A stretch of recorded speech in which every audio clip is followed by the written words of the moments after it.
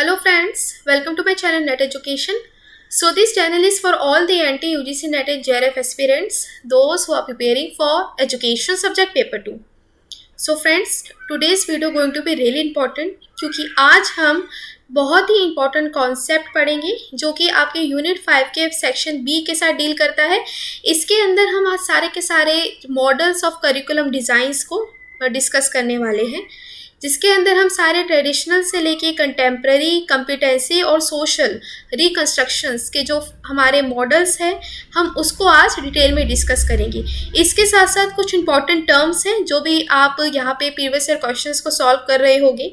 कुछ टर्म्स आपको जानने को मिलेगी, जैसे कि रिकंस्ट्रक्शन यहाँ पे यूज़ होता है टर्म। यहाँ पे हम ये पढ़ेंगे कि प्रोग्रेसिविज्म का क्या मतलब है और ये हम क्यों पढ़ रहे हैं, किस कॉन्टेक्स्ट में पढ़ रहे हैं, करिकुलम का इसका क्या यहाँ पे मतलब है। इसके साथ साथ पैरेललिज्म, ये भी टर्म आपने पढ़ी होगी, इसको भी आज हम डिटेल में डिस्कस करेंगे क्योंकि ये बहुत ही इंपॉर्टेंट टर्म्स है और इसका क्या रेलेवेंस है इन दी टर्म्स ऑफ करिकुलम और मॉडल्स के अंदर हम इन फिलॉसफी के कॉन्सेप्ट्स को क्यों डिस्कस करते हैं, इन या क्या रेलिवेंसी है, क्या रिलेशन है, तो इन सबको हम यहाँ पे डिटेल में डिस्कस करेंगे। So friends, further getting delay, let's get start with the video. So friends, before understanding की फिलॉसफी का क्या कॉन्सेप्ट है, फर्स्ट हम देखते हैं कि करिकुलम यहाँ पे हम क्यों यूज़ कर रहे हैं, करिकुलम मतलब है क्या। सो फ्रेंड्स, यहाँ पे जो करिकुलम हमारा मेनली ये आपकी जो टर्म ऐसी टर्म है जो लैटिन वर्ड से ड्राइव हुई है, जिसको हम करिकेरे कह रहे हैं, क्यूरिकेरे जिसको हम कह रहे हैं, क्यूरिकेरे यानी कि रन और रनवे और ऑफ अ रनिंग कोर्स, कि जो भी हम यहाँ पे कोर्स डेवलप करता है टीचर, तो वो एक करिकुलम बनाता है। करिकुलम के अंदर सिर्फ आपके सब्जेक्ट से रिलेटेड ऑब्जेक्टिव्स और ये सब कुछ नहीं होते। करिकुलम के अंदर बहुत सारे स्ट्रेटजीज, बहुत सारे मेथड्स इसके अंदर इन्वॉल्व होते हैं कि एक करिकुलम कैसे बनाया जाए कि बच्चों को वो टीच कर पाए, क्या क्या ऑब्जेक्टिव्स को मेट करे, क्या क्या उसके इंटेंशंस हो, कैसे बच्चों को यहाँ पे एंगेजमेंट करवाए, क्या टेक्निक्स हो, क्या वैल्यू हमें बच्चों के अंदर इंकलकेट करनी है। तो इन सब बातों को यहाँ पे ध्यान में रखा जाता है और तब जाके हम एक करिकुलम मेंटेन करते हैं। सो फ्रेंड्स, यहाँ पे करिकुलम का मतलब क्या है कि हमें कोई भी कोर्स को रन करना है और अपने कोई भी सर्टन गोल्स जो हम यहाँ पे बनाते हैं, जिसको हम यहाँ पे इंटेंटेड आउटकम्स के रूप में देखते हैं, कि जो हमें यहाँ पे एक्सपेक्ट करते हैं कि आने वाले समय में बच्चा ये सीखे, तो ये सब कुछ हम गोल्स यहाँ पे बनाते हैं और हम अंत में उसको मीट करते हैं। ठीक है, यहाँ पे कुछ आपको डेफिनेशन दी हुई है आर्थर जे लेविस ने और मिड एलिस ने 1972 में। इनके अकॉर्डिंग करिकुलम क्या है, एक सेट ऑफ इंटेंशन है अबाउट अपॉर्चुनिटीज़, जो कि यहाँ पे हम एक पर्सन को एंगेज कर रही है, ठीक है, उसको एजुकेट कर रहे हैं और यहाँ पे डिफरेंट तरीकों से हम उसको एजुकेट कर रहे हैं, उसके अंदर वैल्यूज को इंकलकेट कर रही है, कॉम्पिटेंसीज उसके अंदर डाल रही है, स्किल्स बेस्ड ट्रेनिंग बच्चे की हो रही है, यहाँ पे टेक्निक्स करवाई जा रही है बच्चे को। ठीक है, तो ये सब कुछ हमें करिकुलम के माध्यम से ही उसको करवाते हैं। ठीक है, और इसके अंदर यहाँ पे मेनली इंपॉर्टेंट बात होती है कि हम यहाँ पे प्रॉपर तरीके से अपने टाइम को मैनेज करते हुए बच्चे को यहाँ पे सिखाया जा रहा है। टाइम यहाँ पे बहुत इंपॉर्टेंट होता है, टाइम्स के अकॉर्डिंग ही यहाँ पे ऑब्जेक्टिव्स को मेट कराना होता है। और एज अ टीचर जो करिकुलम ये बनवाती है या बनाती है या किसी करिकुलम को फॉलो करती है, तो वो यहाँ पे टाइम को कंसर्न में रखते हुए ही बच्चे को यहाँ चीज़ें सिखाती है और उसे कॉम्पिटेंट बनाती है। करिकुलम के अंदर कई सारी वैरायटी ऑफ टेक्निकल और नॉन टेक्निकल कोर्सेज भी यहाँ पे इन्वॉल्व होते हैं। जब भी हम नॉन टेक्निकल कोर्स की बात करते हैं तो ऐसा कोर्स जिसके अंदर आपके सारे के सारे थ्योरेटिकल पोर्शंस के बारे में उन्हें बता रहे हैं, जिसके अंदर नॉन टेक्निकल चीज़ें आ रही है, उसे थ्योरी पढ़ा रहे हैं, उसे कोई भी आप सब्जेक्ट की नॉलेज दे रहे हैं, फिलोसफी उसको पढ़ा रहे हैं, सोशोलॉजी पढ़ा रहे हैं, साइकोलॉजी पढ़ा रहे हैं, लॉज पढ़ा रहे हैं, थ्योरीज पढ़ा रहे हैं, तो ये सब कुछ हमारे किसके अंदर आएगा, ये नॉन टेक्निकल कोर्सेज के अंदर आएगा। लेकिन करिकुलम में सिर्फ नॉन टेक्निकल कोर्सेज नहीं होता, थ्योरीज नहीं होती, इसके साथ साथ आपके टेक्निकल और टेक्निकल टर्म्स बच्चों को सिखाया जाता है, प्रैक्टिकल नॉलेज दी जाती है, फील्ड विजिट्स भी करवाई जाती है, यहाँ पे कई बार वर्कशॉप्स कंडक्ट करवाई जाती है बच्चों के लिए ताकि वो ज़्यादा सीखे। तो करिकुलम के अंदर दोनों ही चीज़ें होती है, टेक्निकल भी और नॉन टेक्निकल भी। और इसके अंदर करिकुलम क्या होता है, एक ऐसा फ्रेमवर्क होता है जो बच्चों की नीड्स को ध्यान में रखते हुए बनाया जाता है। बच्चों की क्या एक्सपेक्टेशंस है, बच्चों को किस तरह से कॉम्पिटेंट बनाया जाए, उनकी क्या नीड्स है उनको ध्यान में रखते ही यहाँ पे हम करिकुलम बनाते हैं, और एक तरह का ये रोड मैप होता है। जब भी हम यहाँ पे फ्रेंड्स कोई नया रास्ता होता है जहाँ पे आपको जाना होता है, सबसे पहले आप क्या करते हैं, आजकल तो जीपीएस का जमाना है, आप क्या करते हैं, सबसे पहले जीपीएस खोलते हैं, आप वहाँ का आप रोड मैप निकालते हैं, रूट मैप निकालते हैं और देखते हैं कि कितने से कितना हमें टाइम लग रहा है, क्या ड्यूरेशन लग रही है अपने डेस्टिनी तक पहुँचने के लिए। ठीक है, डेस्टिनेशन तक पहुँचने के लिए आपको क्या है यहाँ पे कितना टाइम लग रहा है। तो फ्रेंड्स उसी तरह से करिकुलम भी हमारा एक रोड मैप की तरह काम करता है, जो एक टीचर को एक डायरेक्शन दे रहा है, एक दिशा उसको दे रहा है कि इस तरीके से स्टेप बाय स्टेप आपको चलना है और अंत में जाके अपने बच्चे को, अपने स्टूडेंट्स को यहाँ पे एजुकेट करना है, उनके अंदर नॉलेज इंकलकेट करनी है। तो इसी तरह से हम यहाँ पे करिकुलम एक फ्रेमवर्क की तरह काम करता है।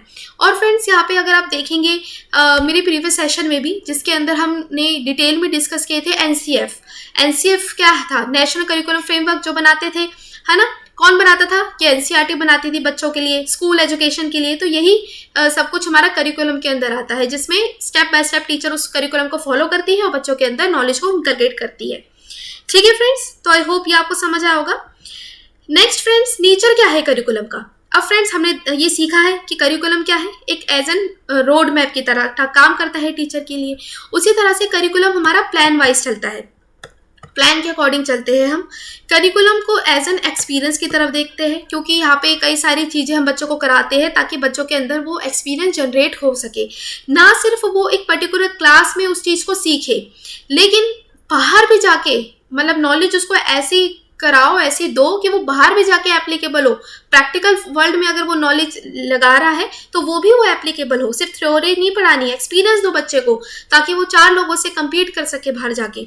यहाँ पे करिकुलम क्या होता है, ये एक हमारा एक सब्जेक्ट मैटर होता है, जिसके अंदर यहाँ पे step by step teacher subjects की नॉलेज दे रही होती है। किसी पर्टिकुलर डिसिप्लिन पढ़ा रही है, मान लो मैथ्स पढ़ा रही है, साइंस पढ़ा रही है, तो साइंस के लॉज, साइंस के रूल्स बच्चों को पढ़ा रही है, यहाँ पे उनके प्रिंसिपल्स बच्चों को सिखा रही है, तो सब्जेक्ट मैटर की नॉलेज दी जाती है। इसी तरह से देखा जाता है करिकुलम ऐसा सिस्टम की तरह चलता है, करिकुलम का अपने ऑब्जेक्टिव होते हैं, और करिकुलम क्या है, as a field of study देखा जाता है, क्योंकि फील्ड में किस तरह से आगे प्रोसीड कराया जाए, किस तरह से नॉलेज इंकलकेट करे बच्चों के अंदर, तो ये हमारी काम करता है करिकुलम।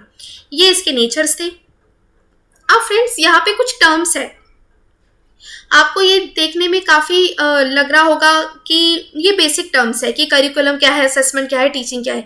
लेकिन फ्रेंड्स, अगर आपसे कभी भी ये पीएचडी के इंटरव्यू में पूछ ले, क्योंकि जनरली क्या होता है एजुकेशन फील्ड में, अगर आप पीएचडी के इंटरव्यू के लिए जाते हैं तो वहाँ पे आपको इस तरह के टर्म्स पूछते हैं, करिकुलम क्या है, असेसमेंट क्या है, टीचिंग क्या है, तो वहाँ पे आप फंबल ना करें।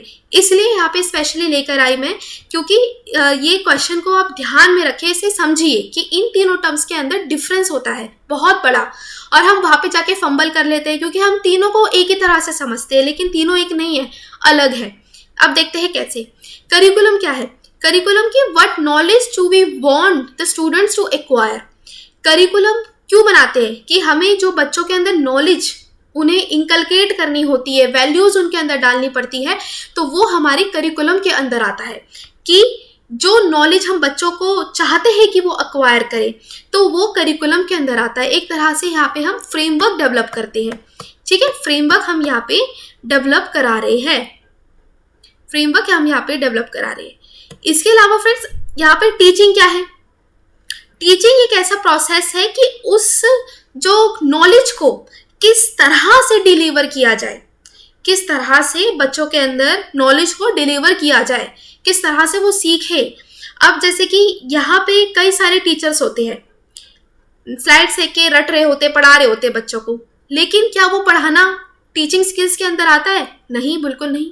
जब तक टीचर अपने कंटेंट को इजीली डिलीवर ना कर पाए अपने बच्चों के माइंड में, बच्चा को सीख ना पाए, तब तक वो टीचिंग हमारी सक्सेसफुल नहीं होती। इसलिए एज अ टीचर जो टीचिंग स्किल्स होती है वो अपनी यहाँ पे मजबूत करने की ज़रूरत होती है। टीचिंग क्या है, टीचिंग एक ऐसा प्रोसेस है कि हम किस तरह से अपनी नॉलेज को बच्चों के अंदर हम डिलीवर कर पाए, जो हम चाहते हैं बच्चा सीखे वो हम उसी वे में बच्चे को सिखा पाए, वो हमारी टीचिंग हो जाती है कि how will we deliver this knowledge effectively, किस तरह से हम नॉलेज को यहाँ पे इफेक्टिवली डिलीवर कर पाए अपने बच्चों में। तो हमने 2 टर्म सीखी, कौन कौन सी सीखी? करिकुलम जो कि एक तरह का फ्रेमवर्क है कि हम क्या चाहते हैं कि बच्चे सीखें, फर्स्ट। फिर आता है टीचिंग। टीचिंग के अंदर आपको आता है कि जब आप किस तरह से बच्चों के अंदर नॉलेज डिलीवर कर रहे हैं, क्या मेथड्स यूज कर रहे हैं, क्या स्ट्रेटेजीज यूज कर रहे हैं, क्या टेक्निक्स यूज कर रहे हैं, ताकि बच्चे के अंदर हम ये चीज को डिलीवर कर पाए इफेक्टिवली। फिर आता है असेसमेंट। असेसमेंट फ्रेंड्स हमारा लास्ट प्रोसेस होता है। असेसमेंट एक ऐसा कि जो आपको क्या कहता है कि how can we find out what the students have learned, कि हम किस तरह से ये पा सके कि बच्चे ने कितना हमें यहाँ पे परफॉर्म अच्छा किया है, मतलब यहाँ पे बच्चे की परफॉर्मेंस देखी जाती है कि बच्चे को कितना आया है।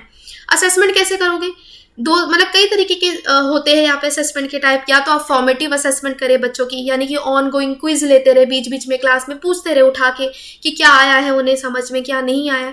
इसके अलावा फ्रेंड्स यहाँ पे समेटिव असेसमेंट होती है, जो कि आप वहाँ पे पढ़ाने के बाद लेते हैं, टेस्ट कंडक्ट करवा रहे हैं, असाइनमेंट्स ले रहे हैं बच्चों के। असाइनमेंट्स लेने के बाद अब ये अश्योर कर रहे हैं कि बच्चा यहाँ पे कितना यहाँ पे परफॉर्म कर पा रहा है अच्छे से, कि उन्हें जो पढ़ाया है समझ आ भी रहा है कि नहीं आ रहा है, ऊपर से जा रहा है।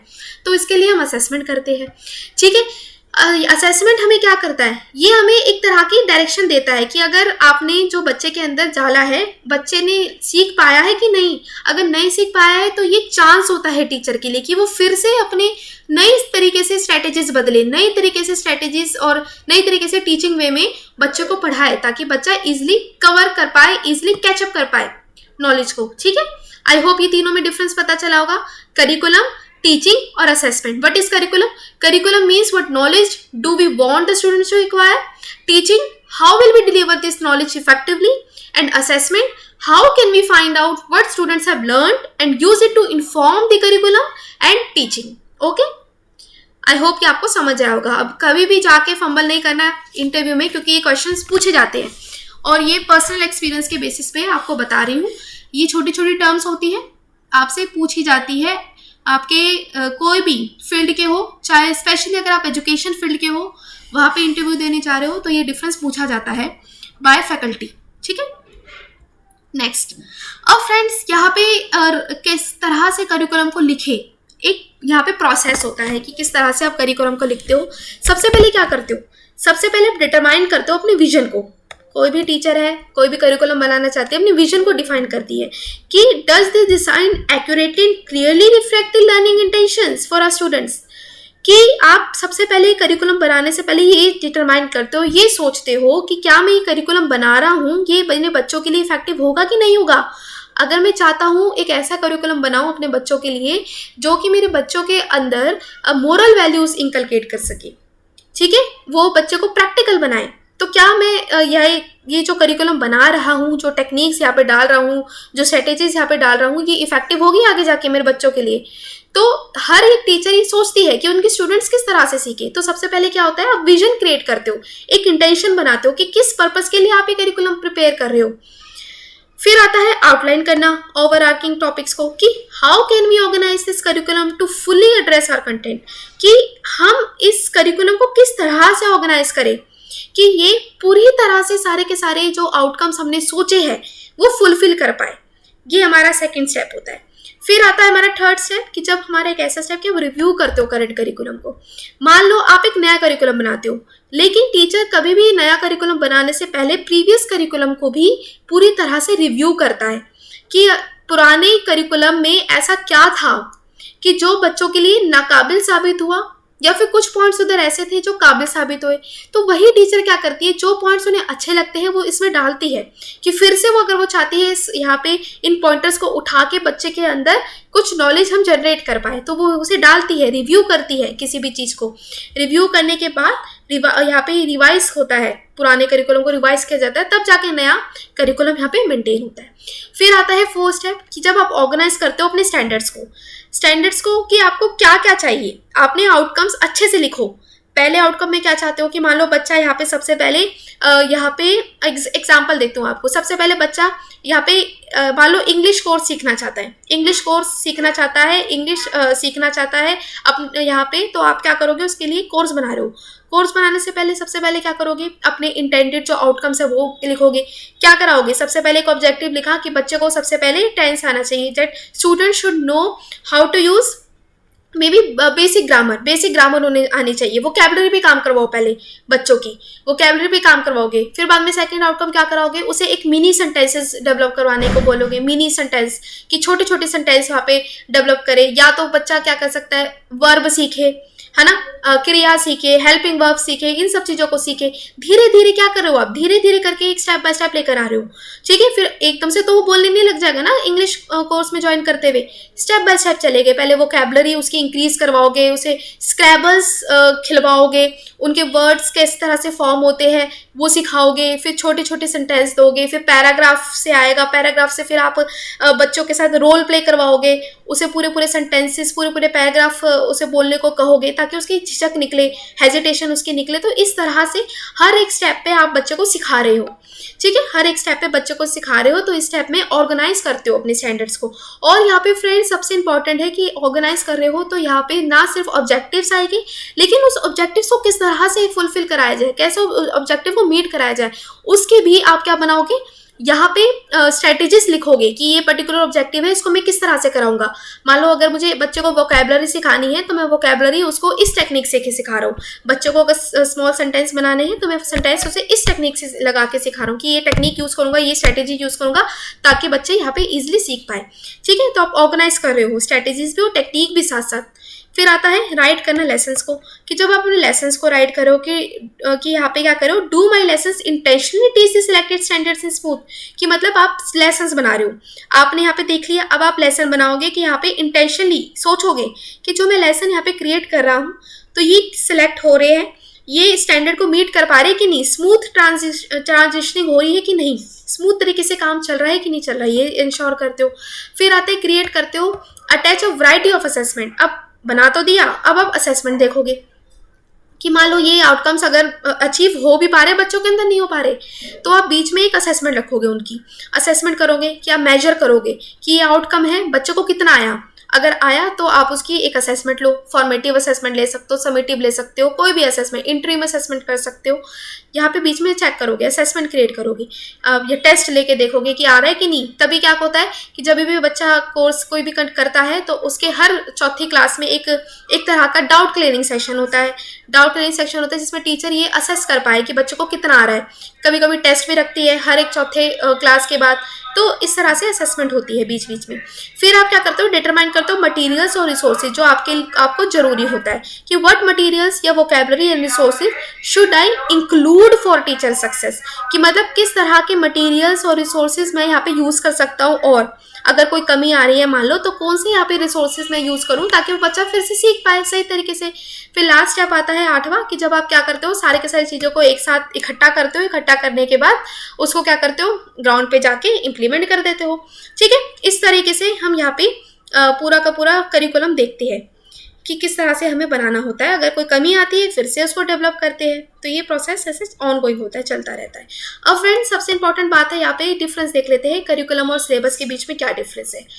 सो फ्रेंड्स सबसे पहले करिकुलम क्या है। करिकुलम क्या है, एक ऐसा सेट ऑफ कोर्स है या कोर्स वर्क है जो कि क्या कर रहा है, जिसके अंदर कंटेंट ऑफर्ड होते हैं किसी भी एजुकेशनल इंस्टीट्यूशन में, एक तरह का फ्रेमवर्क तैयार कर रहे हैं कि ये आउटकम्स उसे अचीव करेगा।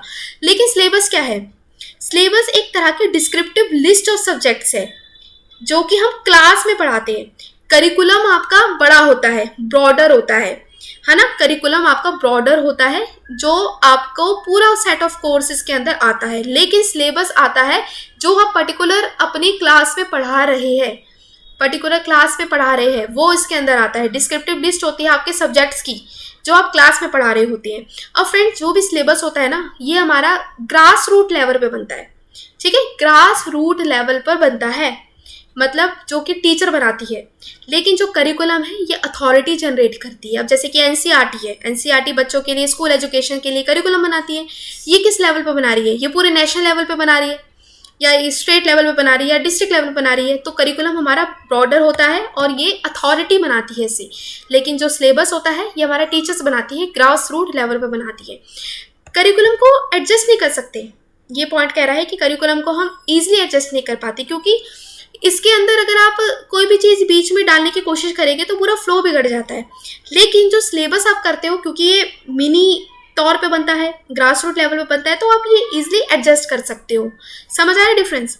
फिर आता है प्रिस्क्रिप्टिव करिकुलम। क्या है? प्रिस्क्रिप्टिव है, मतलब प्रिस्क्रिप्टिव मतलब एक तरह का आपको यहाँ पे प्रिस्क्रिप्शन दी जा रही है कि ये चीज़ें आप पढ़ाए, ये चीज़ें आप अपनी क्लास में इम्प्लीमेंट करें, टीचिंग एंड लर्निंग प्रोसेस को इंटरेस्टिंग बनाएं, टीचिंग एंड लर्निंग प्रोसेस को आप बच्चों के लिए यहाँ पे इंजॉयबल बनाएं। तो ये क्या है? ये प्रिस्क्रिप्शंस दी जा रही है आपको। लेकिन जो सिलेबस होता है ना, ये डिस्क्रिप्टिव होता है कि किस तरीके से पढ़ाए, किस तरीके से करे, क्या स्ट्रेटेजीज ले, क्या टेक्निक्स ले, तो ये सब कुछ इसके अंदर आ जाता है डिस्क्रिप्टिव। फिर फ्रेंड्स यहाँ पे जो करिकुलम है ना, ये आपका लास्ट तक चलता है, और लेकिन जो ये फिक्स्ड होता है कि इस मान लो अगर टीचर ने करिकुलम बनाया है, बच्चों को मैथ्स पढ़ानी है, तो टीचर क्या करेगी, एक वीक में ये वाला टॉपिक, दूसरे वीक में ये वाला टॉपिक, तीसरे वीक में ये वाला टॉपिक। तो ये क्या है? ये फिक्स्ड है, लेकिन ये चलता रहता है, करिकुलम हमेशा चलता रहता है, और ये टिल लास्ट, जब तक कोर्स पूरा खत्म नहीं होता तब तक ये रहता है। आई होप फ्रेंड्स दोनों के अंदर डिफरेंस समझ आ गए होंगे। प्रिंसिपल्स देख लेते हैं। प्रिंसिपल ऑफ करिकुलम क्या है? प्रिंसिपल करिकुलम यानी कि यूटिलिटी है इसके अंदर, है ना, किस तरह से हम यूज़ कर पाए। ट्रेनिंग यहाँ पे होती है प्रॉपर पैटर्न्स की कि किस तरह से हमें कंडक्ट करवाने हैं। सिंथेसिस होता है आपका प्ले और वर्क का, जिसके अंदर आप जो करिकुलम है सारी की सारी एक्टिविटीज़ बच्चों को कराई जाती है। इंडिविजुअल डिफरेंसेस को ध्यान में रखते हुए करिकुलम बनाया जाता है। कांस्टेंट डेवलपमेंट हो बच्चे का, ऑनगोइंग डेवलपमेंट हो, होलिस्टिक डेवलपमेंट हो, ना सिर्फ फिजिकल और इंटेलेक्चुअल डेवलपमेंट नहीं, आप बच्चों को सोशल इमोशन भी डेवलपमेंट करवाओ, लैंग्वेज डेवलपमेंट भी करवाओ बच्चों की। तो इस तरीके से बच्चों के होलिस्टिक डेवलपमेंट को ध्यान में रखते हुए करिकुलम बनाया जाता है। क्रिएटिव ट्रेनिंग दी जाती है, बच्चों को। वैरायटी ऑफ टेक्निक्स यहाँ पे यूज़ होती है, और यहाँ पे जो करिकुलम होता है वो आपकी कम्युनिटी की जो गोल्स है, कम्युनिटी को ध्यान में रखते हुए बनाया जाता है। यहाँ पे डेमोक्रेटिक वैल्यूज़ यहाँ पे होती है। यहाँ पे हर चीज़ को कोरिलेट करके दिखाया जाता है, एक का दूसरे के साथ रिलेशनशिप जोड़ के बच्चे को यहाँ पढ़ाया जाता है, ताकि बच्चा ना सिर्फ अभी जो करंट पढ़ाया जा रहा है उसको समझे, लेकिन भविष्य में आने वाले समय में भी जो नॉलेज अभी ली है वो अप्लाई कर सके, एप्लीकेबल हो उसके लिए। तो इस तरीके से हम बच्चों को पढ़ाते हैं, ठीक है। और करिकुलम के कुछ इंपॉर्टेंट यहाँ पे आपको दी हुई कैरेक्टरिस्टिक्स की पर्सनलाइजेशन होना चाहिए, बच्चे के नीड्स को ध्यान में रखते हुए होना चाहिए। यहाँ पे इन डेप्थ करिकुलम होना चाहिए, सारे के सारे एक्सपेक्ट्स को कवर करे, कोहेरेंस हो, ठीक है, मतलब एक तरह का यहाँ पे मिलाप हो और यहाँ पे कोई तरह का हिंड्रेंस ना हो, हर एक चीज़ दूसरे से इंटरलिंक्ड करे, डेप्थ में हो, चैलेंज हो, यहाँ पे बच्चों को एक इंजॉयमेंट बच्चों के अंदर क्रिएट कर पाए, और रेलिवेंस हो जो हम कराना चाहते हैं, और प्रोग्रेशन हो यानी कि आगे आगे बढ़ते जाए, ठीक है, पीछे ना हटे, हर चीज़ आगे आगे प्रोसीड करते जाए, प्रोग्रेस करते जाए, डेवलपमेंट हो, बच्चे की ग्रोथ हो, ठीक है। तो ये सब कुछ हमारा प्रिंसिपल ऑफ करिकुलम में आ गया, उसके कैरेक्टरिस्टिक्स भी हमने सीख लिए, ठीक है। आई होप ये आपको इतना समझ आया होगा। अब हमारा नेक्स्ट स्टेप है फ्रेंड्स, यहाँ पे अप्रोचेस टू करिकुलम देख लेते हैं। फ्रेंड्स ये जो टर्म्स है ना बहुत इंपॉर्टेंट है, ये आपसे इसलिए मैं यहाँ पे डिस्कस करना चाहती हूँ कि अगर आप प्रीवियस क्वेश्चंस उठा रहे होगे तो काफ़ी मेरे पास डाउट्स आते हैं बच्चों के कि मैम ये रिकंस्ट्रक्टिविज्म क्या है, कंस्ट्रक्टिविज्म क्या है, और हम क्यों पढ़ रहे हैं, फिलॉसफी के कॉन्सेप्ट्स को क्यों हम यूज़ कर रहे हैं करिकुलम में। तो फ्रेंड्स यहाँ पे इसलिए हम यूज़ कर रहे हैं क्योंकि फिलॉसफी में कई सारी हमारी यहाँ पे वैल्यूज़ हैं, उन वैल्यूज़ को ध्यान में रखते हुए हम बच्चों के लिए करिकुलम को डेवलप करते हैं। यहाँ पे हर एक आपने पढ़ी होगी फिलॉसफी, हर एक फिलॉसफिकल एस्पेक्ट डिफरेंट है। करिकुलम को ना सिर्फ हम आइडियलिस्टिक तरीके से पढ़ा सकते हैं, ना ही एकदम कम्प्लीटली रियलिस्टिक तरीके से या नेचुरलिस्टिक तरीके से हम पढ़ा सकते हैं। यहाँ पे एक तरह का बैलेंस बनाना पड़ता है हर चीज़ों को। हमें यहाँ पे आइडियलिज्म फिलॉसफी को ध्यान में रखते हुए एक आइडियलिस्ट टीचर अपने यहाँ पे सुझाव देता है, सजेशन देता है तरह से करिकुलम बनाएं, लेकिन करिकुलम यहाँ पे मिक्सचर होता है हर चीज़ का, आइडियलिज्म का भी, रियलिज्म का भी, असेंशियलिज्म का भी। तो इसलिए ये पढ़ना बहुत ज़रूरी है क्योंकि हमें फिलॉसफी के अंदर सारी की सारी वैल्यूज़ पढ़ी थी। अब देखते हैं कि ये किस तरह से टीचर इन फिलॉसफी को ध्यान में रखते हुए करिकुलम को बनाती है। अप्रोचेस क्या है? सो फ्रेंड्स सबसे पहले हमारा यहाँ पे जो अप्रोच आता है वो क्या आता है, आइडियलिज्म का अप्रोच सबसे पहले देखते हैं। जो एक आइडियलिस्ट टीचर है वो करिकुलम को किस बात को ध्यान में रखते हुए बनाती है। जो एक आइडियलिस्ट टीचर है ना, और एक आइडियलिस्ट स्कूल है, एक आइडियल स्कूल कैसा होना चाहिए, एक आइडियल स्कूल ऐसा होना चाहिए जो बच्चे के माइंड को यहाँ पे शार्प कर पाए, उसके इंटेलेक्चुअल प्रोसेसेस को बढ़ा पाए। अब हमने आइडियलिज्म में क्या पढ़ा था, आइडियलिज्म हमने यहाँ पे देखा था कि यहाँ पे सबसे ज़्यादा इंपॉर्टेंस आपके इंटेलेक्चुअल एबिलिटी को दी जा रही थी, माइंड को दी जा रही थी। इसलिए जो आइडियलिज्म अप्रोच को लेकर जो आइडियलिस्ट चलते हैं और जो करिकुलम बनाते हैं वो मेनली उनका फोकस होता है बच्चों के माइंड को डेवलप करना, उनकी इंटेलेक्चुअल एबिलिटी को डेवलप करना। ठीक है, तो इसलिए जो भी आइडियलिस्ट टीचर है वो आइडियलिज्म के पर्सपेक्टिव से देखता है कि हमें बच्चों की नॉलेज को जनरेट करना है, तो इस तरीके से माइंड को डेवलप करना है, तो ये यहाँ पे होता है। अब फ्रेंड्स यहाँ पे आपने देखा होगा सब्जेक्टिव आइडियलिज्म क्या है। सब्जेक्टिव आइडियलिज्म हमने पढ़ा था, एक तरह की फिलॉसफी है जो कि सिर्फ और सिर्फ इस पे रहती है कि हमें यहाँ पे क्या करना है, माइंड को डेवलप करना है बच्चे की। हमें कोई मतलब नहीं है स्पिरिट से या बच्चे के या फिर किसी ट्रांससीडेंटल फोर्स से, मतलब है बच्चे की माइंड को डेवलप करना, उसके माइंड के हॉरिजन्स को बढ़ाना। ठीक है, ताकि वो एकदम वो जो होता है ना कि यहाँ पे जो हॉर्स के घोड़े के जो इधर लगे होते हैं कान के पास, ताकि वो एक सीध में चले, तो उसको उसी सीध में नहीं लेके जाना, बच्चे के इंटेलेक्चुअल डेवलपमेंट कराए, broaden the horizon of mind, ये हम ध्यान में रखें। ठीक है, और फ्रेंड्स यहाँ पे क्या है, पैटलोइक जो हमारे आइडियलिज्म थे इनका क्या कहना था, ये भी आपके आइडियाज़ को यहाँ पे इम्पोर्टेंस देते थे कि यहाँ पे क्या होना चाहिए कि एक्सटर्नल ट्रुथ क्या है, आइडिया है जो हम बच्चों को यहाँ पे जो टीचिंग करवा रहे हैं, बच्चे को मेंटल प्रोसेसेस पे ध्यान दे, उसके आइडियाज़ को जनरेट करे, क्योंकि यही ट्रुथ है, यही सच्चाई है, इसके अलावा कुछ सच्चाई नहीं है। यहाँ पे आपका यहाँ पे जो ट्रुथ है वो किसी भी एग्जिस्ट नहीं करता वर्ल्ड में, लेकिन यहाँ पे जो हम सेंसेस जो हम परसीव कर रहे हैं अपनी माइंड से, अपने सेंसेस से, ये सब यही हमारे लिए ट्रुथ है, यही हमारा सब कुछ है। और ठीक है, इसके अलावा कोई ट्रुथ नहीं है। जो आइडियाज़ हमें मिल रहे हैं, जो माइंड से हमारी प्रोसेसिंग हो रही है, यही सच्चाई है, इसके अलावा कुछ नहीं है। तो ये प्लेटोनॉइक कहते थे। तो इसी को ही ध्यान में रखते हुए जो आइडियलिस्ट टीचर है वो अपना करिकुलम कैसा बनाएगा और एक स्कूल कैसा होगा आइडियलिस्ट, वो ऐसा होगा जो बच्चे की इंटेलेक्चुअल प्रोसेसेस को ध्यान में रख के यहाँ पे पढ़ाया जाएगा। दूसरी तरफ फ्रेंड्स यहाँ पे रियलिज्म अप्रोच क्या होता है। फ्रेंड्स अब हमने यहाँ पे रियलिस्ट फिलॉसफी पढ़ी थी। रियलिस्ट फिलॉसफी में हमने क्या पढ़ा था, जो कि इंपॉर्टेंस देखते थे आपकी दोनों को, मैटर को भी और थॉट को भी। ठीक है, मैटर को भी और थॉट को भी यहाँ पे इंपॉर्टेंस देते थे। तो एक यहाँ पे रियलिस्ट स्कूल कौन सा होगा और एक रियलिस्ट यहाँ पे एजुकेटर कौन सा होगा, वो ऐसा होगा जो कि बच्चे को वर्ल्ड और यूनिवर्स के एक्सपीरियंसेस दिलवा पाए। ठीक है, वो इस तरीके को ध्यान में रखेगा कि बच्चा यहाँ पे नॉलेज ले पाए, अपने एनवायरनमेंट से सीखे, अपने वर्ल्ड से सीखे, जिस यूनिवर्स में वो रह रहा है उसके बारे में सीखे। तो इस तरीके से बच्चे का यहाँ पे करिकुलम बनाया जाता है थ्रू रियलिस्ट टीचर। ठीक है, यहाँ पे स्टूडेंट्स को किस तरह से टीच किया जाता है, फैक्चुअल इन्फॉर्मेशन देकर टीच किया जाता है। अब जैसे कि रियलिज्म की क्या डॉक्ट्राइन थी, जो कि एसोसिएट करता था स्टडी ऑफ वर्ल्ड की, वर्ल्ड के बारे में जानना कि जिस हम संसार में रह रहे हैं उसके बारे में हमें नॉलेज होना है। तो इसलिए यहाँ पे जो रियलिज्म है और रियलिस्ट हमारा जो एजुकेटर है वो उसी को ध्यान में रखते हुए पढ़ाएगा कि बच्चे की रियल वर्ल्ड की नॉलेज को जनरेट करना, जो जिस यूनिवर्स में रह रहा है उसकी नॉलेज को बढ़ाना। ठीक है, और यहाँ पे जो हमारा फिजिकल वर्ल्ड है, ये इसको क्या कहते थे, वो ऑब्जेक्टिव कहते थे और फैक्चुअल कहते थे। लेकिन जो हमारी पर्सनल फीलिंग्स थी और जो डिज़ायर्स थी ना, वो सब्जेक्टिव थी, सेकेंडरी थी, ये भी बात करते थे। ठीक है, तो इस तरीके से एक रियलिज्म अप्रोच को ध्यान में रखते हुए एक रियलिस्ट जो टीचर है वो क्या करेगा, वो बच्चे के अंदर वर्ल्ड और यूनिवर्स की नॉलेज को इनकलकेट करने की कोशिश करेगा और उसी तरीके से यहाँ पे बनाएगा, वर्ल्डली एक्सपीरियंस उसको देगा।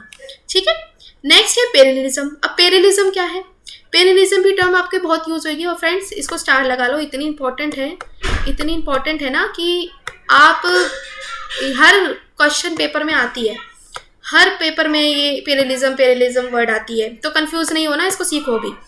पैरेललिज्म हमारी एक ऐसी फिलॉसफी है जो कहती है कि स्कूल को बच्चों के अंदर गॉड की, भगवान के बारे में भी बताना चाहिए।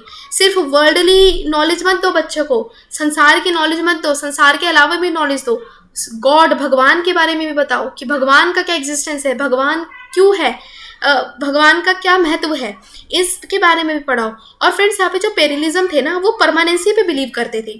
ठीक है, परमानेंसी पे बिलीव करते थे। तो इसी तरह से जो पैरेललिज्म और पैरेलिस्ट जो हमारे एजुकेटर है वो इस तरीके से करिकुलम बनाते हैं कि ना सिर्फ वो वर्ल्डली नॉलेज थे बच्चे को, लेकिन वो बच्चे के अंदर भगवान के कॉन्सेप्ट को भी लेकर आए। अब फ्रेंड्स देख लो, ये जितने भी स्कूल्स हैं हमारे, जो पुराने वेद वेद पुराण वाले जो स्कूल्स थे, एंशियंट आप इंडियन फिलॉसफी पढ़ोगे तो वहाँ पे जो बच्चों को जो ऋषि मुनि ज्ञान देते थे वो पेरलिज्म के ही अकॉर्डिंग देते थे।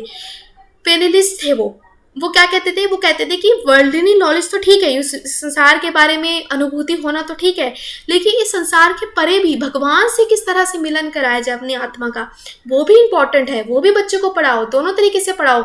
अब जैसे कि जो भी यहाँ पे वेदांतिस्ट टीचर होते हैं वो भी पेरलिस्ट है।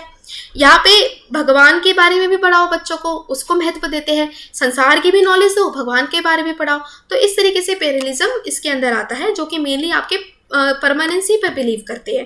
एक तरह का ह्यूमन नेचर होता है और ये हमेशा सेम रहता है। पेरलिज्म में क्या है, वो कहते थे कि जो हमारा ह्यूमन नेचर है ना वो सेम रहता है, इसके ऊपर वो हो, और एजुकेशन इस तरह से हो, टीचिंग इस तरह से अप्लाई करे जो बच्चों को नॉलेज तो दे सच्चाई की, लेकिन यहाँ पे जो ट्रुथ है ये भी बताया कि जो सच्चाई है ना वो हर जगह सेम है, और भगवान की क्या एग्जिस्टेंस है उसको भी महत्व देते थे। ठीक है, रिलेटेड टू गॉड यहाँ पे इंपॉर्टेंस दी जाती थी। एक तरह का फिलॉसफी अप्रोच जो कि वेरी कंजर्वेटिव था और यहाँ पे इनफ्लेक्सिबल था फिलॉसफी एजुकेशन में, जो कि सिर्फ यहाँ पे कहता था कि भगवान को मानना है। इस तरीके से इसको यहाँ पे इनफ्लेक्सिबल फिलॉसफी ऑफ एजुकेशन के टर्म से भी जाना जाता था, और काफ़ी कंजर्वेटिव थे ये कहते थे it is based on the view that reality comes from the fundamental fix truth. Reality क्या है, ये फंडामेंटल फिक्स ट्रूथ से आई है, और ये क्या है जो कि गॉड से डायरेक्टली रिलेट करती है। ये बिलीव करते थे कि जो पीपल अपनी सच्चाई जो जानते हैं वो रीजनिंग से जानते हैं, और उसके साथ साथ भगवान को जब रियलाइज कर लेते तो उन्हें सच की अनुभूति होती है, सच्चाई के बारे में जानते हैं। ठीक है, कौन थे, काफ़ी कंजर्वेटिव भी थे। आई होप ये पेरिडिज्म के बारे में समझ आया होगा। करिकुलम में क्यों यूज़ कर रहे हैं इसका, क्योंकि करिकुलम हम इन्हीं बातों को ध्यान में रखते हैं कि ना सिर्फ बच्चों को वर्ल्ड की नॉलेज दे, यूनिवर्स की नॉलेज दे, लेकिन भगवान के बारे में भी बच्चों को नॉलेज देना उतना ही इंपॉर्टेंस है। तो ये पेरलिज्म बात करती थी फिलॉसफी हमारी, और इसको सपोर्ट करती थी, इस तरह से करिकुलम बनाने को सपोर्ट करती थी। समझ आया? नेक्स्ट देखो, अब आता है असिस्टेंशलिज्म। असिस्टेंशलिज्म एक ऐसा अप्रोच है जो कि क्या है, ये जो स्कूल है यहाँ पे कहता था कि किस तरीके से बच्चों के अंदर चाइल्ड सेंटर्ड नॉलेज को यहाँ पे इंकलकेट करें।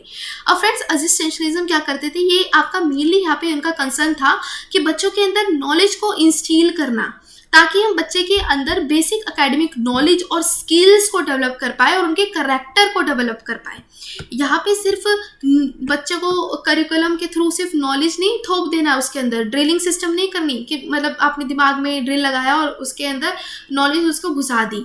इसके परे भी होता है, बच्चे की पर्सनैलिटी बनाओ, बच्चे की पर्सनैलिटी का डेवलपमेंट करो, ये भी इंपॉर्टेंट है। तो ये जोर कौन देते थे, ये सारे के सारे असिस्टेंशलिस्ट इसको देते थे, असिस्टेंशलिस्ट इसको बढ़ावा देते थे।